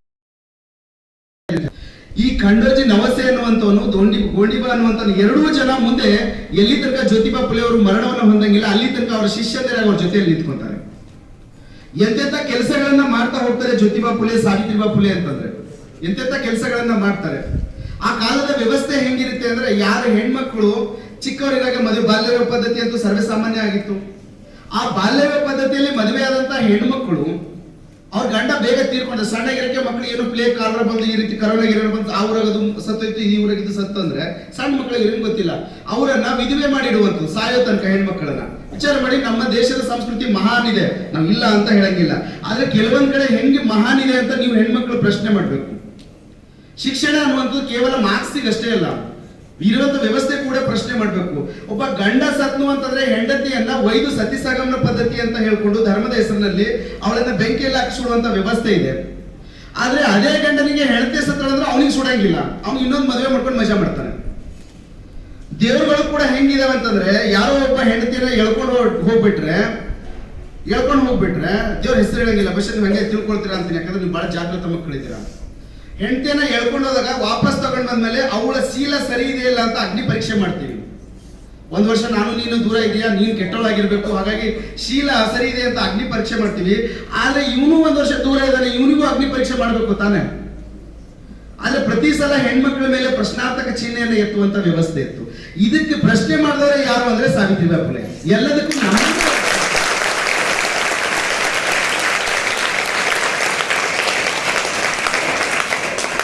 ಪ್ರತಿಯೊಂದಕ್ಕೂ ನಮ್ಮನ್ನೇ ಯಾಕೆ ಕೇಳ್ತೀರಾ? ಶೀಲ ಅನ್ನುವಂಥದ್ದು ನಾವೇ ಸರ್ಟಿಫಿಕೇಟ್ ಕೊಡ್ಬೇಕಾ? ನಿಮಗಿಲ್ವಾ ಅದು ನೈತಿಕತೆ? ಅದಕ್ಕೆ ಬಾಬಾ ಸಾಹೇಬ್ ಅಂಬೇಡ್ಕರ್ ಅವರು ತುಂಬಾ ಚೆನ್ನಾಗಿ ಹೇಳ್ತಾರೆ, ಶೀಲ ಅನ್ನುವಂಥದ್ದು ಗಂಡಸಿಗೆ ಎಷ್ಟು ಸಂಬಂಧಪಟ್ಟಿದೆ, ಎಷ್ಟು ಪವಿತ್ರವೋ ಹೆಣ್ಮಕ್ಳಿಗೆ ಎಷ್ಟು ಪವಿತ್ರವೋ ಗಂಡು ಮಕ್ಕಳಿಗೂ ಅಷ್ಟೇ ಪವಿತ್ರ. ಶೀಲ ಕೆಡುವುದ ಹೆಣ್ಮಕ್ಳಿಗೆ ಅಷ್ಟೇ ಅಲ್ಲ, ಅದನ್ನು ನಿಮಗೂ ಕೂಡ ಅನ್ವಯಿಸ್ತದೆ ಅಂತ ಹೇಳ್ತಾರೆ. ಇದು ಸಮಾನತೆಯ ಒಂದು ವಿಚಾರ ಬಾಬಾ ಸಾಹೇಬ್ ಅಂಬೇಡ್ಕರ್ ಅವರಿಂದ. ನೋಡಿ, ನಾವು ಎಲ್ಲಿ ತನಕ ಸಾವಿತ್ರಿಬಾ ಫುಲೆಯನ್ನ, ಜ್ಯೋತಿಬಾ ಫುಲೆಯನ್ನ, ಬಾಬಾ ಸಾಹೇಬ್ ಅಂಬೇಡ್ಕರ್ ಅವರನ್ನ, ಕಿತ್ತೂರು ರಾಣಿ ಚೆನ್ನಮ್ಮನನ್ನ ಎಲ್ಲಿ ತನಕ ನಾವು ಪುರುಷನಿಗೆ ಸಮಾನ ಅಂತ ತಗೊಳ್ಳಂಗಿಲ್ಲೋ ಅಲ್ಲಿ ತನಕ ಅರ್ಥ ಆಗಂಗಿಲ್ಲ. ಇವ್ರು ಯಾರು, ಏನ್ ಹೇಳಿದ್ರು, ಏನ್ ಕೆಲಸ ಮಾಡಿದ್ರು, ಇದು ಬಹಳ ಪ್ರಮುಖವಾಗಿರುವಂಥದ್ದು. ಆ ಕಾಲಕ್ಕೆ ಈ ರೀತಿ ಬಾಲ್ಯವಾಗಿ ಮಕ್ಕಳು ಸಾಯ್ತಿರ್ತವೆ. ಸತ್ತಾಗ ಅಂತ ಹೆಣ್ಮಕ್ಳು ಒಬ್ಬಳು ಇದ್ದಿರ್ತಾರೆ ಸರ್, ಕಾಸಿಬಾಯಿ ಅಂತ. ಆ ಕಾಸಿಬಾಯಿಗೆ 1863 ಸಂದರ್ಭದಲ್ಲಿ ಅವ್ರು ದೊಡ್ಡವಳಿದ್ದಿರ್ತಾರೆ, ಒಬ್ಬ ಬೇರೆಯವ್ರ ಅತ್ಯಾಚಾರ ಮಾಡ್ತಾನೆ, ಆ ಹೆಣ್ಮಕ್ಳು ಪ್ರೆಗ್ನೆಂಟ್ ಆಗ್ತಾರೆ. ಗಂಡ ಅವಾಗ ಸಣ್ಣಗಿರಕ್ಕೆ ಸತ್ತೋಗ್ಬಿಟ್ಟಿದ್ದಾನೆ. ಅಂತ ಹೆಣ್ಮಗಳಿಗೆ ಸಮಾಜದಲ್ಲಿ ನಾನು ತಲೆ ಎತ್ಕೊಂಡು ಹೆಂಗ್ ಓಡಾಡ್ಬೇಕು ಅನ್ನೋದು ಗೊತ್ತಾಗ್ತಾನೆ. ಆ ಹೆಣ್ಮಗಳು ಏನ್ ಮಾಡ್ತಾಳೆ, ಹುಟ್ಟಿರುವಂತ ಮಗುವನ್ನ ಎದುರುಗಡೆ ಇರುವಂತ ಬಾವಿಯಲ್ಲಿ ಎಸಿತಾಳೆ. ಅಲ್ಲಿರುವಂತ ಪುನಾದಲ್ಲಿರುವಂತ ಪೊಲೀಸರಿಗೆ ಗೊತ್ತಾಗ್ತದೆ ಯಾವ್ದೋ ಒಂದ್ ಸಣ್ಣ ಮಗುವನ್ನ ಕೊಲೆ ಮಾಡಿದ್ರೆ ಅಂತ ಅವರು ತನಿಖೆಯನ್ನ ಮಾಡ್ತಾರೆ. ಆಮೇಲೆ ಗೊತ್ತಾಗುತ್ತೆ ಕಾಸಿಬಾಯಿ ಅಂತ ಬ್ರಾಹ್ಮಣ ಮಹಿಳೆ ಮೊದಲನೇ ಬಾರಿಗೆ ಭಾರತ ಇತಿಹಾಸದಲ್ಲಿ ಒಬ್ಬ ಹೆಣ್ಮಗಳಿಗೆ ಕಾಲಾಪಾನಿ ಸಜೆ ಆಗುತ್ತೆ. ಅಂಡಮಾನ್ ನಿಕೋಬಾರ್ಗೆ ಹೆಣ್ಮಗಳಿಗೆ ನೀನು ಒಂದ್ ಮಗುವನ್ನ ಕೊಲೆ ಮಾಡಿದಿ ಅಂತ ಸಜೆ ಆಗ್ತದೆ, ಅವಳನ್ನ ಹೋಗಿ ಜೈಲಿಗೆ ಹಾಕ್ತಾರೆ. ಇದನ್ನ ಗಮನಿಸಿದಂತ ಸಾವಿತ್ರಿಬಾ ಫುಲೆ ಒಂದು ಸಂಸ್ಥೆಯನ್ನ ತೆಗಿತಾರೆ, ವಿಧವೆಯರಿಗೆ ಒಂದು ಆಶ್ರಮವನ್ನ ತೆಗಿತಾರೆ. ಅವರಿಗೆ ಮಕ್ಕಳು ಈ ರೀತಿ ಏನಾದ್ರೂ ಜನಿಸಿದ್ರೆ ಕೊಲೆ ಮಾಡಬೇಡಿ, ಆ ಮಕ್ಕಳ ಅನಾಥ ಮಕ್ಕಳಿಗೆ ನಾವು ಸಾಕೊಳ್ತೀವಿ ಅಂತ ಮಕ್ಕಳನ್ನು ತಗೊಳ್ತಾರೆ. ಅಂತ ಇನ್ನೊಬ್ಬ ತಾಯಿಯ ಮಗುನೇ ಅವರಿಗೆ ಇರುವಂತ ಯಶವಂತ ಅಂತ ಮಗುನ ಹೆಸರು ಇದ್ರಲ್ಲ, ಅವ್ರ ಮಗು ಅಲ್ಲ ಅದು ಕೂಡ ಈ ರೀತಿ ಜನಿಸಿರುವಂತ ಮಗುನೇ ಅದು. ಆ ಮಗುವನ್ನ ತಗೊಂಡು ಸಾಕ್ತಾರೆ ಸಾವಿತ್ರಿಬಾ ಫುಲೆ ಅವರು. ಜ್ಯೋತಿಬಾ ಫುಲೆ ಅವರು. ಇದನ್ನೆಲ್ಲ ಗಮನಿಸಿ ಯಾಕೆ ಈ ಜಾತಿ ವ್ಯವಸ್ಥೆ ಇದೆ, ಯಾಕೆ ಹೆಣ್ಮಕ್ಳಿಗೆ ತಾರತಮ್ಯ ಇದೆ, ಎಲ್ಲದಕ್ಕೂ ಹೆಣ್ಮಕ್ಳಿಗೆ ಯಾಕೆ ಪ್ರಶ್ನೆ ಮಾಡ್ತಾರೆ. ಸಂಪ್ರದಾಯವೆಲ್ಲ ನಮ್ಮ ಶಾಲೆಗೆ ಒಬ್ಬರು ಸೈನ್ಸ್ ಸರ್ ಇದ್ರು, ಸೈನ್ಸ್ ಸರ್ ಇದ್ರೆ ತಪ್ಪು ತಿಳ್ಕೊಳ್ಳಲ್ಲ ಅಂತ. ಸೈನ್ಸ್ ಸರ್ ಅಂದ್ರೆ ತುಂಬಾ ಚೆನ್ನಾಗಿ ಹೇಳ್ತಾರೆ, ನನ್ನ ದೇಶದ ಪರಂಪರೆ ಬಹಳ ಶ್ರೇಷ್ಠವಾದಂತು, ಹಣೆ ಮೇಲೆ ಕುಂಕುಮ ಇಟ್ಕೊಳ್ಳೋದು, ಕೈಗೆ ಬಳೆ ಹಾಕುವಂಥದ್ದು, ಕಾಲಿಗೆ ಕಾಲುಂಗುರ ಹಾಕುವಂಥದ್ದು ಹೆಣ್ಮಕ್ಳು ಮಾಡ್ಬೇಕು. ಈಗ ವಿದೇಶದ ನೋಡ್ಕೊಂಡು ಎಲ್ಲ ಮರೀತಾ ಇದ್ರೆ ಹಂಗೆ ಕತೆ ಹೇಳೋದು ಬಹಳಷ್ಟು ಹೇಳಿ ಏನಾದ್ರು ಕೊನೆಯಲ್ಲಿ ಯಾಕೆ ಅದನ್ನ ಹೇಳ್ತಾರೆ ಅಂದ್ರೆ, ಕೈ ಬಳೆ ಯಾಕೆ ಹಾಕೋಬೇಕಂದ್ರೆ BP ಶುಗರ್ ಬರಂಗಿಲ್ಲ ಇಲ್ಲಿ ಹಾಕೊಂಡ್ರೆ, ಇಲ್ಲೊಂದು ನರ ಇರುತ್ತೆ ಇಲ್ಲಿ ಹಚ್ಕೊಂಡ್ರೆ ಇಲ್ಲಿ BP ಶುಗರ್ ಆಗಂಗಿಲ್ಲ, ಬಹಳ ಹೆಲ್ದಿ ಇರುತ್ತೆ ಅಂತ. ನಾನು ಅವ್ರದ್ದಾದ್ಮೇಲೆ ನಂದೇ ಮಾತಾಡುತ್ತೆ. ನಾನು ಆಮೇಲೆ ಕೇಳಿದೆ, ಸರ್ ಈಗ ಭಾರತ ದೇಶದ ಹೆಲ್ತ್ ಡಾಟಾವನ್ನ ತೆಗೆದ್ರೆ ಅತಿ ಹೆಚ್ಚು BP ಶುಗರ್ ಬಂದು ಹಾರ್ಟ್ ಅಟ್ಯಾಕ್ ಆಗಿ ಸಾಯೋರು ಯಾರು, ಹೆಣ್ಮಕ್ಳ ಗಂಡ್ಸ್ ಮಕ್ಕಳ? ನಿಮ್ ಊರಿಗೆ ಹೋಗಿ ನೀವು ಕೇಳ್ರಿ, ಅತಿ ಹೆಚ್ಚು ಹಾರ್ಟ್ ಅಟ್ಯಾಕ್ ಆಗಿ ಸಾಯೋರು ಯಾರು? ಈಗ ಹೇಳಿ ಅವೆಲ್ಲ ಯಾರು ಹಾಕೋಬೇಕು? ಬಳಿ ಇವೆಲ್ಲ ಏನ್ ಗೊತ್ತಾ, ಇವೆಲ್ಲ ಹೇಳೋದೊಂದು ಮಾಡೋದೊಂದು ಕೆಲಸ. ಸಂಸ್ಕೃತಿ ಸಂಸ್ಕಾರಗಳನ್ನ ಬೇರೆ ಮೂಢನಂಬಿಕೆಯಲ್ಲಿ ಹೇರುವಂತ ಕೆಲಸವನ್ನ ಮಾಡಿರುವಂಥದ್ದು. ನಿನ್ಗೆ ಅಧಿಕಾರ ಬೇಡ ಅಂತ ಹೇಳ್ಬೇಕಾದ್ರೆ ಅತಿ ಹೆಚ್ಚು ಹೊಗಳುವಂಥದ್ದು. ನೋಡಿಬೇಕಾದ್ರೆ ಭಾರತ ದೇಶದ ಇತಿಹಾಸದಲ್ಲಿ ಎಲ್ಲಾ ನದಿಗಳಿಗೆ ಹೆಣ್ಮಕ್ಳ ಹೆಸರಿದೆ, ಎಲ್ಲ ಬೇರೆ ಬೇರೆ ಗುಡ್ಡಗಾಡುಗಳಿಗೆ ಹೆಣ್ಮಕ್ಳ ಹೆಸರಿದೆ. ಆದ್ರೆ ಅಧಿಕಾರ ಅಂತ ಬಂದಾಗ ಹೆಣ್ಮಕ್ಳಿಗೆ ಎಲ್ಲಿ ಅಧಿಕಾರ ಕೊಟ್ಟಿಲ್ಲ, ಸಮಾನತೆ ಅಂತ ಬಂದಾಗ ಎಲ್ಲಿ ಸಮಾನತೆ ಕೊಟ್ಟಿಲ್ಲ. ನಮ್ ದೇವರು ಮಲಗಿರ್ತಾರೆ, ಹೆಣ್ಮಕ್ಳ ಹೆಂಡತಿ ಕಾಲು ಹೊತ್ತಿರ್ತಾರೆ, ಅದು ಪ್ರತೀಕ. ಅದು ಯಾವ್ದಾದ್ರೂ ದೇವರು ಒಂದು ದೇವರಾದ್ರೂ ತೋರಿಸಿ, 36 ಕೋಟಿ ದೇವರಲ್ಲಿ ಹೆಣ್ಮಕ್ಳು ಮಲ್ಕೊಂಡಿದ್ದಾಳೆ, ಗಂಡ ಕಾಲು ಹೊತ್ತಾ ಇದ್ರೆ ಇಲ್ಲ. ಸಮಾನತೆ ಅನ್ನುವಂಥದ್ದು ಎರಡೂ ಕಡೆ ಬೇಕಲ್ವಾ?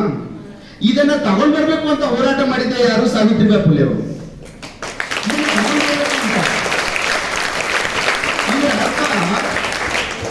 ಇದರ ಅರ್ಥ ಅವ್ರು ಕಾಲು ಹೊತ್ತಬೇಕು ಅಂತಲ್ಲ, ನಾವು ಸಮಾನರಿದ್ದೀವಿ, ನಮ್ಮನ್ನ ಮನುಷ್ಯರ ತರ ಕಾಣ್ರಿ ಅಂತ.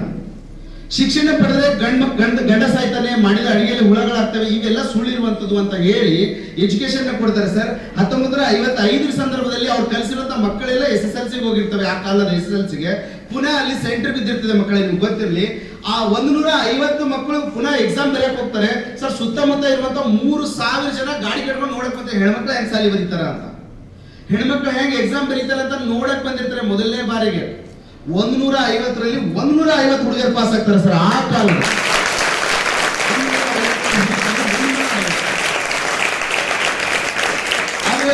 ಹುಡುಗಿ ಬರ್ತಾಳೆ, ನಾನು ಅದನ್ನ ಹೆಸರು ಬರೆದಿಟ್ಟಿದ್ದೆ ನಿಮ್ ಸಲುವಾಗಿ ಹೇಳ್ಬೇಕು ಅಂತ. ಒಬ್ಬ ಹುಡುಗಿ ಬರ್ತಾಳೆ, ತಾರಾಬಾಯಿ ಸಿಂಧೆ ಅಂತ. ಈ ತಾರಾಬಾಯಿ ಸಿಂಧೆ ಅನ್ನುವಂತ ಒಂದು ಪುಸ್ತಕ ಬರೆದಿದ್ದಾಳೆ, ಸ್ತ್ರೀ ಪುರುಷ ತುಲನಾ ಅಂತ ಹೇಳಿ. ಗಂಡು ಮತ್ತು ಹೆಣ್ಣನ್ನ ನಾವು ತುಲನೆ ಮಾಡಿ ನೋಡ್ತೀವಿ, ಯಾರು ಮೇಲಿದ್ದಾರೆ ಯಾರು ಕೆಳಗಿದ್ದಾರೆ ಅಂತ.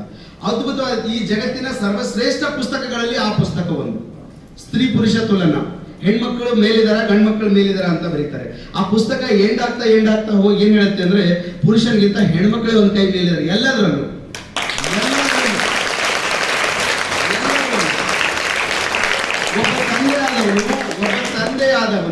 ಒಬ್ಬ ತಂದೆಯಾದವನು ಬೆಳಿಗ್ಗೆ ಡ್ಯೂಟಿ ಹೋಗಿ ಸಾಯಂಕಾಲ ಡ್ಯೂಟಿ ಮಾಡ್ಕೊಂಡ್ ಬರ್ತಾನೆ. ಆದ್ರೆ ತಾಯಿಯ ಡ್ಯೂಟಿ ಬೆಳಿಗ್ಗೆ 6 ಗಂಟೆಗಿಂತ ಮುಂಚೆ ಸ್ಟಾರ್ಟ್ ಆಗಿರುತ್ತೆ. ಮನಿ ಕಸ ಹೊಡೆಯೋದು ಇಟ್ಕೊಂಡು ಸ್ಟಾರ್ಟ್ ಆದ್ರೆ ಸಾಯಂಕಾಲ ಎಲ್ಲರನ್ನ ಊಟ ಮಾಡಿಸಿ ಮಲಗೋ ತನಕ ಆ ಹೆಣ್ಮಗಳ ಡ್ಯೂಟಿ ಸ್ಟಾರ್ಟ್ ಆಗಿರುತ್ತೆ. 12 ಗಂಟೆಗಿಂತ ಹೆಚ್ಚು ಕೆಲಸ ಮಾಡುವಂಥವ್ರು, ಕರೆಕ್ಟಾ? ಆದ್ರೆ ಬಾಬಾ ಸಾಹೇಬ್ ಅಂಬೇಡ್ಕರ್ ಅವರ ಸಂವಿಧಾನದ ಮುಖಾಂತರವಾಗಿ ಎಲ್ರಿಗೂ ಅಪಾರ್ಚುನಿಟಿ ಬಂದಿದೆ.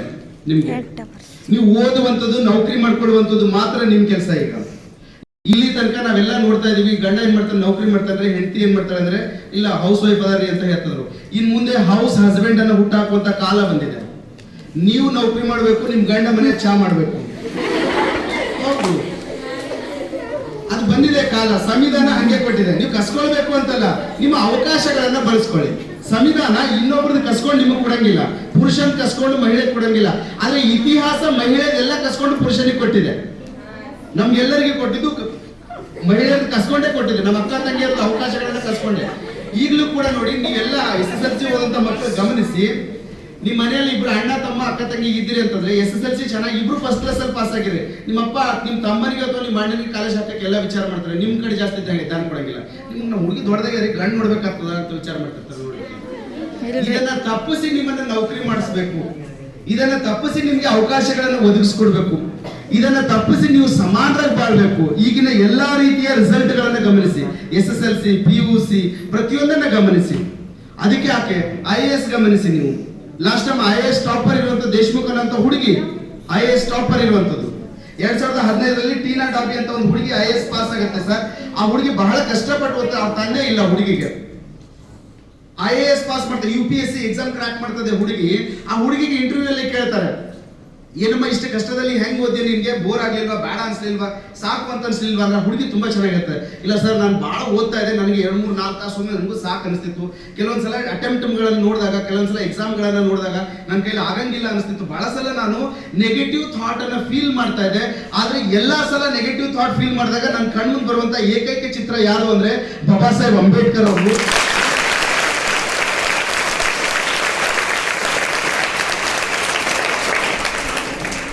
ಅಂತ ಕಷ್ಟದಲ್ಲಿ ಬಾಬಾ ಸಾಹೇಬ್ ಅಂಬೇಡ್ಕರ್ ಅನ್ನುವಂತ ವ್ಯಕ್ತಿ ವಿಚಾರ ಮಾಡಿ 6ನೇ ವಯಸ್ಸಿಗೆ ತನ್ನ ತಾಯಿಯನ್ನ ಕಳ್ಕೊಳ್ತಾರೆ, 21ನೇ ವಯಸ್ಸಿಗೆ ತನ್ನ ತಂದೆಯನ್ನ ಕಳ್ಕೊಳ್ತಾರೆ, 35ನೇ ವಯಸ್ಸಿಗೆ ತನ್ನ ಹೆಂಡತಿಯನ್ನ ಕಳ್ಕೊಳ್ತಾರೆ. ಹೆಂಡತಿ ಕಳ್ಕೊಳ್ಳೋ ಮುಂಚೆ 4 ಮಕ್ಕಳನ್ನ ಕಳ್ಕೊಂಡಿರ್ತಾರೆ, 2 ಅಣ್ಣಂದಿರು ಸಾಯ್ತಾರೆ. ಸಮಾಜದಲ್ಲಿ ಮನೆಯಲ್ಲಿ ನಾನು ಸ್ವಂತಕ್ಕಾಗಿ ದುಡಿದು ಏನಾದ್ರೂ ಕೊಡ್ಬೇಕು ಅಂದ್ರೆ ಯಾರು ಇಲ್ಲ ಅಂತ ವ್ಯಕ್ತಿ 64 ಸಬ್ಜೆಕ್ಟ್ ಮೇಲೆ ಹಿಡಿತವನ್ನ ಹೊಂದಿರ್ತಾರೆ. 64 ಸಬ್ಜೆಕ್ಟ್, ಸೈನ್ಸ್, ಹಿಸ್ಟ್ರಿ, ಮ್ಯಾಥಮೆಟಿಕ್ಸ್ ಹಿಂಗೆಲ್ಲ ಬರುತ್ತಲ್ಲ, 64 ಸಬ್ಜೆಕ್ಟ್ ಮೇಲೆ 32 ಡಿಗ್ರಿಯನ್ನ ಮುಗಿಸಿದ್ದಾರೆ, 4 PhD ಯನ್ನ ಮುಗಿಸಿದ್ದಾರೆ, 12 ಭಾಷೆಯನ್ನ ಓದಿದ್ದಾರೆ.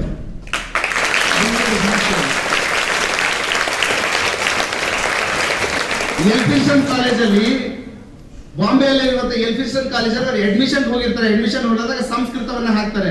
ಅಲ್ಲಿರುವಂತ ಬ್ರಾಹ್ಮಣ ಗುರುಗಳ ಹತ್ರ, ಅಯ್ಯೋ ನೀನು ಎಸ್ ಇದೆ, ಸಂಸ್ಕೃತ ಕಲಿಯಂಗಿಲ್ಲ, ನೀನು ಕೊಡಂಗಿಲ್ಲ ಅಂತ.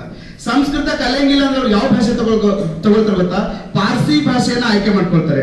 ಪಾರ್ಸಿ ಭಾಷೆಯಲ್ಲಿ ಸರ್ ಅವರು ತೆಗೆದುಕೊಂಡಂತ ಆ ಕಾಲಕ್ಕೆ 1913ಕ್ಕೆ ಎಲ್ಫಿನ್ಸ್ಟನ್ ಕಾಲೇಜಲ್ಲಿ ತಮ್ಮ ಡಿಗ್ರಿಯಲ್ಲಿ ತೆಗೆದುಕೊಂಡಂತ ಮಾರ್ಕ್ಸ್ ಇಲ್ಲಿ ತನಕ ಹೈಯೆಸ್ಟ್ ಇದಾವೆ. ಯಾರು ಟ್ರ್ಯಾಕ್ ಮಾಡಿಲ್ಲ ಅದನ್ನ ವಿಚಾರ ಮಾಡಿ. ಯಾರು ನಿಮ್ಗೆ ಅವಕಾಶ ಕೊಡಂಗಿಲ್ವೋ ಅದ್ರ ಅಪ್ಪನಂತ ಸಾಧನೆಯನ್ನ ಮಾಡಿದಾಗ ಮಾತ್ರ ಸಮಾಜ ನಿನ್ನನ್ನ ಗುರುತಿಸ್ತದೆ. ನಾವು ಕಿತ್ತೂರಾಣಿ ಚೆನ್ನಮ್ಮ ಸ್ಕೂಲಲ್ಲಿ ಇದೀವಿ ಅಂತಂದ್ರೆ ಹೊರಗಡೆ ಕಾಂಪಿಟೇಷನ್ ವರ್ಲ್ಡ್ ನಡೀತಾ ಇದೆ. ಅದಕ್ಕೆ ಅಚೀವ್ಮೆಂಟ್ ಮಾಡ್ಬೇಕಂದ್ರೆ ಸಾಧನೆ ಹಂಗೆ ತೋರಿಸ್ಬೇಕು. ಸರ್ ನಂಗೆ ಅದು ಸಮಸ್ಯೆ, ಇದು 1000 ಸಮಸ್ಯೆ ಇರುತ್ತೆ. ಬಾಬಾ ಸಾಹೇಬ್ ಅಂಬೇಡ್ಕರ್ ಫೋಟೋ ಪ್ರತಿಯೊಬ್ಬರು ರೂಮಲ್ಲಿ ಹಚ್ಕೊಳ್ಳೋದು, ಅದು SC ಅದರ ಸಂವಿಧಾನ ಬರೆದಿದ್ದಾರೆ ಅಂತಿಲ್ಲ. ನಿಮಗೆ ಸಾಧನೆ ಮಾಡಕ್ಕೆ ಬಹುಶಃ ಆ ವ್ಯಕ್ತಿಗಿಂತ ಹೆಚ್ಚು ಮೋಟಿವೇಟ್ ಕೊಡುವಂತ ಜಗತ್ತಿನಲ್ಲಿ ಯಾರು ಇಲ್ಲ. 4 PhD ಒಬ್ಬ ವ್ಯಕ್ತಿ ಬಹುಶಃ ನೀವು ನಿಮ್ಮ ತಾಲೂಕಿನಲ್ಲಿ 4 PhD ಯಾರು ಮಾಡಕ್ಕಿಲ್ಲ. ಬಹುಶಃ ನಮ್ಮ ಆಳ ತಾಲೂಕಿನಲ್ಲೇ 1918 ಸಂದರ್ಭ, ಏನೂ ರೊಕ್ಕ ಇಲ್ಲ, 21 ರೂಪಾಯಿ ಸ್ಕಾಲರ್ಶಿಪ್ ಮೇಲೆ ಅಮೆರಿಕಕ್ಕೆ ಹೋಗ್ತಾರೆ. 21 ರೂಪೀಸ್ ಸ್ಕಾಲರ್ಶಿಪ್ ಮೇಲೆ ಬರೆದು ಕೊಟ್ಟು ಹೋಗ್ತಾರೆ. ನಾನು ಬಂದ ಮೇಲೆ ನಿಮ್ಮ ಹತ್ರ 10 ವರ್ಷ ಕೆಲಸ ಮಾಡ್ತೀನಿ ಅಂತ. ಅಲ್ಲಿ ಹೋಗಿ ಮುಗಿಸ್ಕೊಂಡು ಹೆಚ್ಚಿಗೆ ಒಂದ್ ಸ್ವಲ್ಪ ರೊಕ್ಕ ಉಳಿದಿರ್ತವೆ. ಸರ್ ಅವ್ರು ಏನ್ ಮಾಡ್ತಾರೆ, ಅಮೆರಿಕದಿಂದ ದುಡ್ಡು ಉಳಿದಾಗ ಎಲ್ಲರೂ ನೋಡಿ ನಮ್ಮಂತವ್ರು ಏನ್ ಮಾಡ್ತೀವಿ, ದುಡ್ಡು ಉಳಿದಾಗ ಏನೋ ಡ್ರೆಸ್ ಖರೀದಿ ಮಾಡ್ತೀವಿ, ಏನೋ ಒಂದು ಶಾಪಿಂಗ್ ಮಾಡ್ಕೊಂಡ್ಬಿಡ್ತೀವಿ. ಅವ್ರು ಏನ್ ಮಾಡ್ತಾರೆ, ಅಲ್ಲಿಂದ ಅಮೆರಿಕದಿಂದ London school of economics LSC ಗೆ ಅಡ್ಮಿಷನ್ ಫಾರ್ಮ್ ಹಾಕ್ತಾರೆ. ಸರ್ ಅಲ್ಲಿಂದ ವಿತೌಟ್ ಪಾಸ್ಪೋರ್ಟ್ ಬರ್ತಾರೆ. ವಿತೌಟ್ ಪಾಸ್ಪೋರ್ಟ್ ಬಂದು ಇಲ್ಲಿ PhD ಅನ್ನ ಮಾಡ್ತಾರೆ. ಅಲ್ಲೊಂದು PhD ಎಕನಾಮಿಕ್ಸ್ ಮೇಲೆ ಅಮೆರಿಕದಲ್ಲಿ, ಇಲ್ಲೊಂದು PhD ಅನ್ನ ಮಾಡ್ತಾರೆ. ಅದ್ರ ಜೊತೆಯಲ್ಲಿ ಮತ್ತೆ ಬ್ಯಾರಿಸ್ಟರ್ ಅನ್ನ ಓದ್ತಾರೆ. ಪ್ರತಿದಿನಕ್ಕೆ 18 ಗಂಟೆ ಓದ್ತಾರೆ. ಜಗತ್ತಿನ ಏಕೈಕ ವ್ಯಕ್ತಿ DSc ಅಂತ ಒಂದು ಪದವಿ ಬರುತ್ತೆ. ಜಗತ್ತಿನ ಏಕೈಕ ವ್ಯಕ್ತಿ DSc ಪದವಿ. ಆ PhD ಮುಗಿದ ಮೇಲೆ ಆಚೆ ಕಡೆ ಇದೆ ಪದವಿ. ಅದು ಅದನ್ನ ಓದ್ಬೇಕಾದ್ರೆ 8 ವರ್ಷ ಬೇಕು. ಪ್ರತಿದಿನಕ್ಕೆ 18 ಗಂಟೆ ಓದ್ತಾನೆ ಹುಡುಗ, 18 ಗಂಟೆ ಓದ್ತಾನೆ. ಅದನ್ನ 2 ವರ್ಷ 3 ತಿಂಗಳಲ್ಲಿ ಮುಗಿಸಿದಂತ ಜಗತ್ತಿನ ಏಕೈಕ ವ್ಯಕ್ತಿ, ಏಷ್ಯಾ ಖಂಡದ ಮೊದಲ ಅರ್ಥಶಾಸ್ತ್ರಜ್ಞ.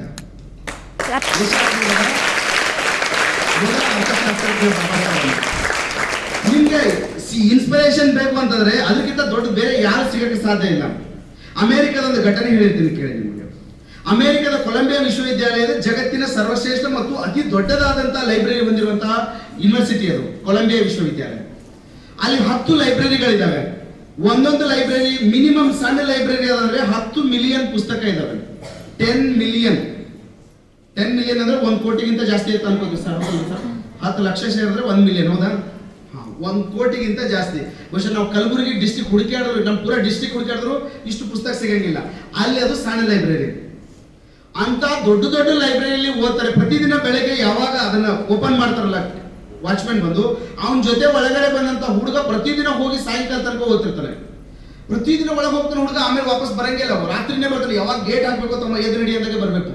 ಆ ವಾಚ್ಮ್ಯಾನಿಗೆ ಡೌಟ್ ಬರ್ತದೆ. 2-3-4 ತಿಂಗಳು ಗಮನಿಸ್ತಾರೆ, ಹುಡುಗ ದಿನ ಒಳಗೆ ಹೋಗ್ತಲ್ಲ, ಆಮೇಲೆ ಬಂದು ಏನ್ ಮಾಡ್ತಿದ್ವು ಅಂತ. ಒಂದ್ ದಿವಸ ನೋಡಕ್ ಹೋಗ್ತಾನೆ, ಹುಡುಗ ಏನ್ ಮಾಡ್ತಾ ಇದ್ದಾನೆ ನೋಡಿ. ನಾವು ವಿದ್ಯಾರ್ಥಿ ಜೀವನದಲ್ಲಿ ಏನ್ ಮಾಡ್ಬೇಕು ಅನ್ನೋದನ್ನ ಕೇಳ್ತಾ ಇದ್ದೀನಿ ನಾನು. ಒಳಗಡೆ ಹೋಗಿ ಚೆಕ್ ಮಾಡ್ತಾ ಇದ್ದಾನೆ. ಮಧ್ಯಾಹ್ನ ಊಟ ಟೈಮ್ ಇದೆ, ಎಲ್ಲರೂ ಊಟಕ್ಕೆ ಬರ್ತಾರೆ. ಪ್ರತಿದಿನ ಹುಡುಗ ಊಟಕ್ಕೆ ಬರಂಗಿಲ್ಲ ಅಂತ ಗಮನಿಸ್ತಾರೆ. ಹೋಗೋದಾಗ ಆ ಒಂದು ಟೇಬಲ್ ಮೇಲೆ ಕೈ ಇಟ್ಟು ಕಿಸ್ದಾಗ ಒಂದು ಬನ್ ತಗೊಂಡು ಹೋಗಿರ್ತಾರೆ. ಆ ಬನ್ ತಲೆ ತಳಗ್ ಮಾಡ್ಕೊಂಡು ಬನ್ ತಿಂತಿರ್ತಾರೆ. ಆ ವಾಚ್ಮನಿಗೆ ಬಹಳ ಸಿಟ್ಟು ಬರುತ್ತೆ. ಬರೀ ಗೊತ್ತಂಗಿಲ್ಲ ನಿಮ್ಗೆ, ಅದು ಇಂಗ್ಲಿಷ್ ಅಲ್ಲಿ ಮತ್ತೆ ನೀವು ಹಂಗೆ ತಿಳ್ಕೊಂಡ್ಬಿಟ್ರೆ ಕನ್ನಡ ಅಂತ. ಅವ್ರು ಹೇಳ್ತಾರೆ ಗೊತ್ತಂಗಿಲ್ಲ ಅಂದ್ರೆ ನಿಮ್ಗೆ ಇದು ಲೈಬ್ರರಿ ಜಗತ್ತಿನ ಹಳೆಯ ಪುಸ್ತಕಗಳಿರುವಂತ ಲೈಬ್ರರಿ. ಇಲ್ಲಿ ತಿನ್ನೋ ಐಟಮ್ಗಳಿಗೆ ಅವಕಾಶ ಇಲ್ಲ. ನೀವು ತಿಂದ್ರೆ ಇಲಿಗಳೆಲ್ಲ ಬರ್ತವೆ, ಪುಸ್ತಕಗಳೆಲ್ಲ ಹಾಳು ಮಾಡ್ತವೆ.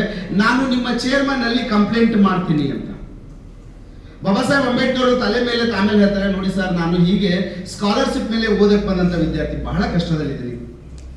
ಕಷ್ಟ ಇದ್ರೆ ನನ್ಗೆ ಮಾಡ್ತಾರೆ, ಹೊರಗೆ ಊಟಕ್ಕೆ ಹೋಗ್ಬೇಕಲ್ಲ ಸರ್, ಊಟಕ್ಕೆ ಹೋಗ್ಬೇಕು ಅಂತ ನನಗೂ ಆಸೆ ಇದೆ.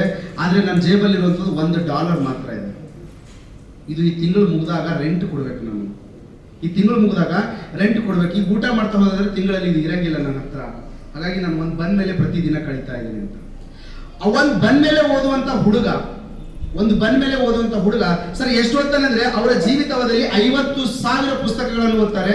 ಅವರ ಪರ್ಸನಲ್ ಲೈಬ್ರರಿ, ಜಗತ್ತಿನ ಏಕೈಕ ವ್ಯಕ್ತಿ ಪರ್ಸನಲ್ ಲೈಬ್ರರಿಯನ್ನ ಮನೆ ಕಟ್ಟಿ ಬುಕ್ಸ್ ಗಳನ್ನೇ ಇಡುವ ಸಲುವಾಗಿ ಪರ್ಸನಲ್ ಲೈಬ್ರರಿ 50,000 ಪುಸ್ತಕಗಳನ್ನ ಇಟ್ಟಿರುವಂಥದ್ದು. 50,000 ಪುಸ್ತಕಗಳನ್ನ ಇಟ್ಟಿರುವಂತ ವ್ಯಕ್ತಿ. ಅವರು ಅಮೆರಿಕದಿಂದ ಇಂಡಿಯಾಗೆ ಬರಬೇಕಾದ್ರೆ ಸುಮಾರು 32 ದೊಡ್ಡ ಬ್ಯಾಗ್ಗಳ ಜೊತೆಯಲ್ಲಿ ಪುಸ್ತಕಗಳನ್ನು ತುಂಬಿಕೊಂಡು ಬರ್ತಿರ್ತಾರೆ. ಮೊದಲನೇ ಹಡಗಿನಲ್ಲಿ ಅವ್ರು ಬರ್ತಾರೆ, ಎರಡನೇ ಹಡಗಿನಲ್ಲಿ ಪುಸ್ತಕಗಳು ಬರ್ತಿರ್ತವೆ. ಒಂದನೇ ಮಹಾಯುದ್ಧ ನಡೀತಾ ಇರ್ತದೆ 1914ರಿಂದ 18 ತನಕ. ಆ ಸಂದರ್ಭದಲ್ಲಿ ಲಂಡನ್ ಇಂದ ವಾಪಸ್ ಬರ್ತಿರ್ತಾರೆ. ವಾಪಸ್ ಬರುವಾಗ ಇಟಾಲಿಯ ಒಂದು ಸಬ್ಮರೀನ್ ಅದ್ರ ಮೇಲೆ ಬಾಂಬ್ ಹಾಕಿ ಇದು ಬ್ರಿಟಿಷರ ಹಡಗಿದೆ ಅಂತ ಮುಳುಗಿಸ್ತದೆ. ಆ ಪುಸ್ತಕಗಳೆಲ್ಲ ಮುಳುಗೋಗ್ತವೆ. ಬಾಬಾ ಸಾಹೇಬ್ ಅಂಬೇಡ್ಕರ್ ಸುಮಾರು 1 ತಿಂಗಳು ತನಕ ಆಡ್ತಾರೆ, ನನ್ನ ಪುಸ್ತಕ ಎಲ್ಲ ಮುಳುಗೋಯ್ತಲ್ಲಪ್ಪ, ನನ್ನ ಪುಸ್ತಕ ಎಲ್ಲ ಮುಳುಗೋಯ್ತಲ್ಲ ಅಂತ ವಿಚಾರ ಮಾಡಿ. ಜಗತ್ತಿನಲ್ಲಿ ಓದುವಂಥದ್ದು, ಪುಸ್ತಕಗಳನ್ನ ಪ್ರೀತಿಸುವಂಥದ್ದು, ಜ್ಞಾನಕ್ಕೆ ಅವಕಾಶಕ್ಕೆ ತಮ್ಮ ಇಡೀ ಜೀವನವನ್ನ ಧಾರೆ ಇರುವಂಥದ್ದು. ನೋಡಿ, ಬಾಬಾ ಸಾಹೇಬ್ ಅಂಬೇಡ್ಕರ್ ಸಂವಿಧಾನ ಸಭೆಗೆ ಬರಬೇಕು ಅಂದ್ರೆ ಬೇರೆ ಯಾವುದೂ ಕಾರಣ ಅಲ್ಲ, ಅವರ ಜ್ಞಾನ. ನಿಮ್ಗೆ ಅದಕ್ಕೆ ಬಾಬಾ ಸಾಹೇಬ್ ಅಂಬೇಡ್ಕರ್ ಅವ್ರು ಏನ್ ಹೇಳ್ತಾರೆ ಅಂತಂದ್ರೆ, ಶಿಕ್ಷಣ ಅನ್ನುವಂಥದ್ದು ಹುಲಿಯ ಹಾಲಿದ್ದಂತೆ. ಶಬಾಷ್. ಅದನ್ನ ಕುಡಿದವರು ಗರ್ಜಿಸಲೇಬೇಕು. ಇಟ್ ಶುಡ್ ಬಿ ಅಂತ ಹೇಳ್ತಾರೆ ಅವರು. ನೀವು ಎಜುಕೇಶನ್ ಅಲ್ಲಿ ತಗೊಳ್ಳಿ, ಎಜುಕೇಶನ್ ಮಾತಾಡಿಸ್ತದೆ, ಹಂಗೆ ಪ್ರಶ್ನೆ ಮಾಡಿಸ್ತದೆ.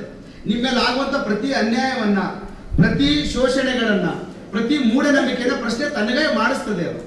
That's the education. ಅದಕ್ಕೆ ಬಾಬಾ ಸಾಹೇಬ್ ಅಂಬೇಡ್ಕರ್ ಅವರು ಬೇರೆ ಎಲ್ಲರಿಗೂ ಎಲ್ಲವನ್ನ ಕೇಳುವ ಸಂದರ್ಭದಲ್ಲಿ ಮೀಸಲಾತಿಯನ್ನ ಕೇಳಿದಾಗ ಅವರು ಬೇರೆ ಏನು ಕೇಳಿಲ್ಲ, ಮೊದಲು ಎಜುಕೇಶನ್ ಕೊಡ್ರಿ, ಎಲ್ಲರಿಗೂ ಎಜುಕೇಶನ್ ಕೊಡ್ರಿ. ಮೊದಲನೇ ಬಾರಿಗೆ 19 ನಾನು ಮುಗಿಸಕ್ಕೆ ತಗೊಂಡ್ ಬರ್ತೀನಿ, ನಿಮ್ಗೆ ಮತ್ತೆ ವಿಷಯ ಜಾಸ್ತಿ ಆಯ್ತು ಅಂತ ಅನ್ಕೊತೀನಿ. ಕೊನೆಯಲ್ಲಿ ಸಂವಿಧಾನವನ್ನ ಬರೆಯುವಾಗ ಮುಗಿಸೋಣ. ಸಂವಿಧಾನ ಬರೀಬೇಕಾದ್ರೆ ಬಾಬಾ ಸಾಹೇಬ್ ಅಂಬೇಡ್ಕರ್ ಜಿ ಅವರು ಕಲಂ 14, 15, 16, 17ರಲ್ಲಿ ಮಹಿಳೆಯರಿಗೆ ಸಮಾನವಾದಂತ ಸ್ಥಾನಮಾನವನ್ನ ಹೇಳ್ತಾರೆ. ಮಹಿಳೆಯರಿಗೆ ಸಮಾನವಾದಂತ ಸ್ಥಾನಮಾನಗಳನ್ನ ಹೇಳ್ತಾರೆ. ಅವ್ರು ಹೇಳಿ ಸಂವಿಧಾನದಲ್ಲಿ ಅವೆಲ್ಲ ಜಾರಿಗೊಳಿಸಿದಾಗ ಕೊನೆಗೆ ಹಿಂದೂ ಕೋಡ್ ಬಿಲ್ ಅಂತ ತರ್ತಾರೆ. ನೀವು ಮುಂದೆ SSLC ಮುಗಿಸಿ PUC ಮುಗಿಸಿದ ನಂತರ ಹಿಂದೂ ಕೋಡ್ ಬಿಲ್ ಅಂತ ಪುಸ್ತಕ ಸಿಗುತ್ತೆ, ತಗೊಂಡು ಓದಿರಿ. ಬಾಬಾ ಸಾಹೇಬ್ ಅಂಬೇಡ್ಕರ್ 1950 ಸಂದರ್ಭದಲ್ಲಿ ಇದು ಕೋಡ್ ಬಿಲ್ ಅನ್ನ ತರಬೇಕು ಅಂತ ಹೇಳ್ತಾರೆ. ಅದರಲ್ಲಿ ಏನಿತ್ತು ಸರ್ ಅಂತಂದ್ರೆ, ಮಹಿಳೆಯರಿಗೆ ಪುರುಷರ ಸಮಾನವಾಗಿ ಈ ದೇಶದಲ್ಲಿ ಎಲ್ಲ ಅವಕಾಶಗಳು ಕೊಡಬೇಕು. ಅವಳಿಗೆ ಮದುವೆ ಆಗುವಂತ ಅವಕಾಶ, ತನ್ನ ಇಚ್ಛೆಗನುಸಾರವಾಗಿ. ಗಂಡ ಸರಿ ಇಲ್ಲ ಅಂದ್ರೆ ಡಿವೋರ್ಸ್ ಆಗುವಂತ ಅವಕಾಶ, ಆಸ್ತಿಯಲ್ಲಿ ಅವಕಾಶ. ತಂದೆಗೆ ಮಕ್ಕಳು ಹುಟ್ಟಿದರೆ, 2 ಮಕ್ಕಳು ಹುಟ್ಟಿದರೆ, ಒಬ್ಬ ಗಂಡ ಒಬ್ಬ ಹೆಣ್ಮಗಳು ಅಂತಂದ್ರೆ ಹೆಣ್ಮಗಳಿಗೆ ಆಸ್ತಿಯಲ್ಲಿ ಅವಕಾಶ ಇಲ್ಲ, ಗಂಡನಿಗೆ ಮಾತ್ರ ಇದೆ, ಗಂಡು ಹುಡುಗಿಗೆ ಮಾತ್ರ ಇದೆ. ಆದ್ರೆ ಬಾಬಾ ಸಾಹೇಬ್ ಅಂಬೇಡ್ಕರ್ ಹೇಳ್ತಾರೆ, ಈ 2 ಮಂದಿಗೆ ಅವಕಾಶ ಸಿಗಬೇಕು. ರಾಜಕೀಯದಲ್ಲಿ ಅವಕಾಶ, ಆರ್ಥಿಕ ವಲಯಗಳಲ್ಲಿ ಅವಕಾಶ, ಪ್ರತಿಯೊಂದರಲ್ಲಿ ಅವಕಾಶಗಳನ್ನ ಸಮಾನವಾಗಿ ಕೊಡ್ರಿ. ಆದ್ರೆ ಆ ಕಾಲದ ಜನರು ಎಲ್ಲರೂ ಬಂದು ಬಾಬಾ ಸಾಹೇಬ್ ಅಂಬೇಡ್ಕರ್ ವಿರೋಧ ಮಾಡ್ತಾರೆ. ನೀ ಧರ್ಮ ವಿರೋಧಿ ಕೆಲಸ ಮಾಡ್ತಾ ಇದೀಯಪ್ಪ, ಹೆಣ್ಮಕ್ಳಿಗೆ ಹಿಂಗೆಲ್ಲ ಅವಕಾಶ ಕೊಡಂಗಿಲ್ಲ, ನಾವು ನಮ್ಮ ಧರ್ಮದಲ್ಲಿ ಅವಕಾಶನೇ ಕೊಟ್ಟಿಲ್ಲ, ಹೆಂಗ್ ಹೇಳ್ತಾ ಇದ್ದೀರಿ ಇದೆಲ್ಲ ಅಂತ. ಆದ್ರೆ ಬಾಬಾ ಸಾಹೇಬ್ ಅಂಬೇಡ್ಕರ್ ಇವೆಲ್ಲವನ್ನ ಕೊಡ್ತಾರೆ. ಆದ್ರೆ ಅದು ಬಿಲ್ ಫೇಲ್ ಆಗುತ್ತೆ. ವಿಚಿತ್ರ ಏನು ಅಂತಂದ್ರೆ, ಬಾಬಾ ಸಾಹೇಬ್ ಅಂಬೇಡ್ಕರ್ ಅವರು ಒಂದ್ಸಲ ಡೆಲ್ಲಿಯಲ್ಲಿ ಇದ್ದಿರ್ತಾರೆ. ಡೆಲ್ಲಿಯಲ್ಲಿ ಇದ್ದಾಗ ಪಕ್ಕದಲ್ಲಿರುವಂತ ಹೆಣ್ಮಕ್ಳು ಬಂದು ಅವ್ರ ಹೋಟೆಲ್ ಮುಂದೆ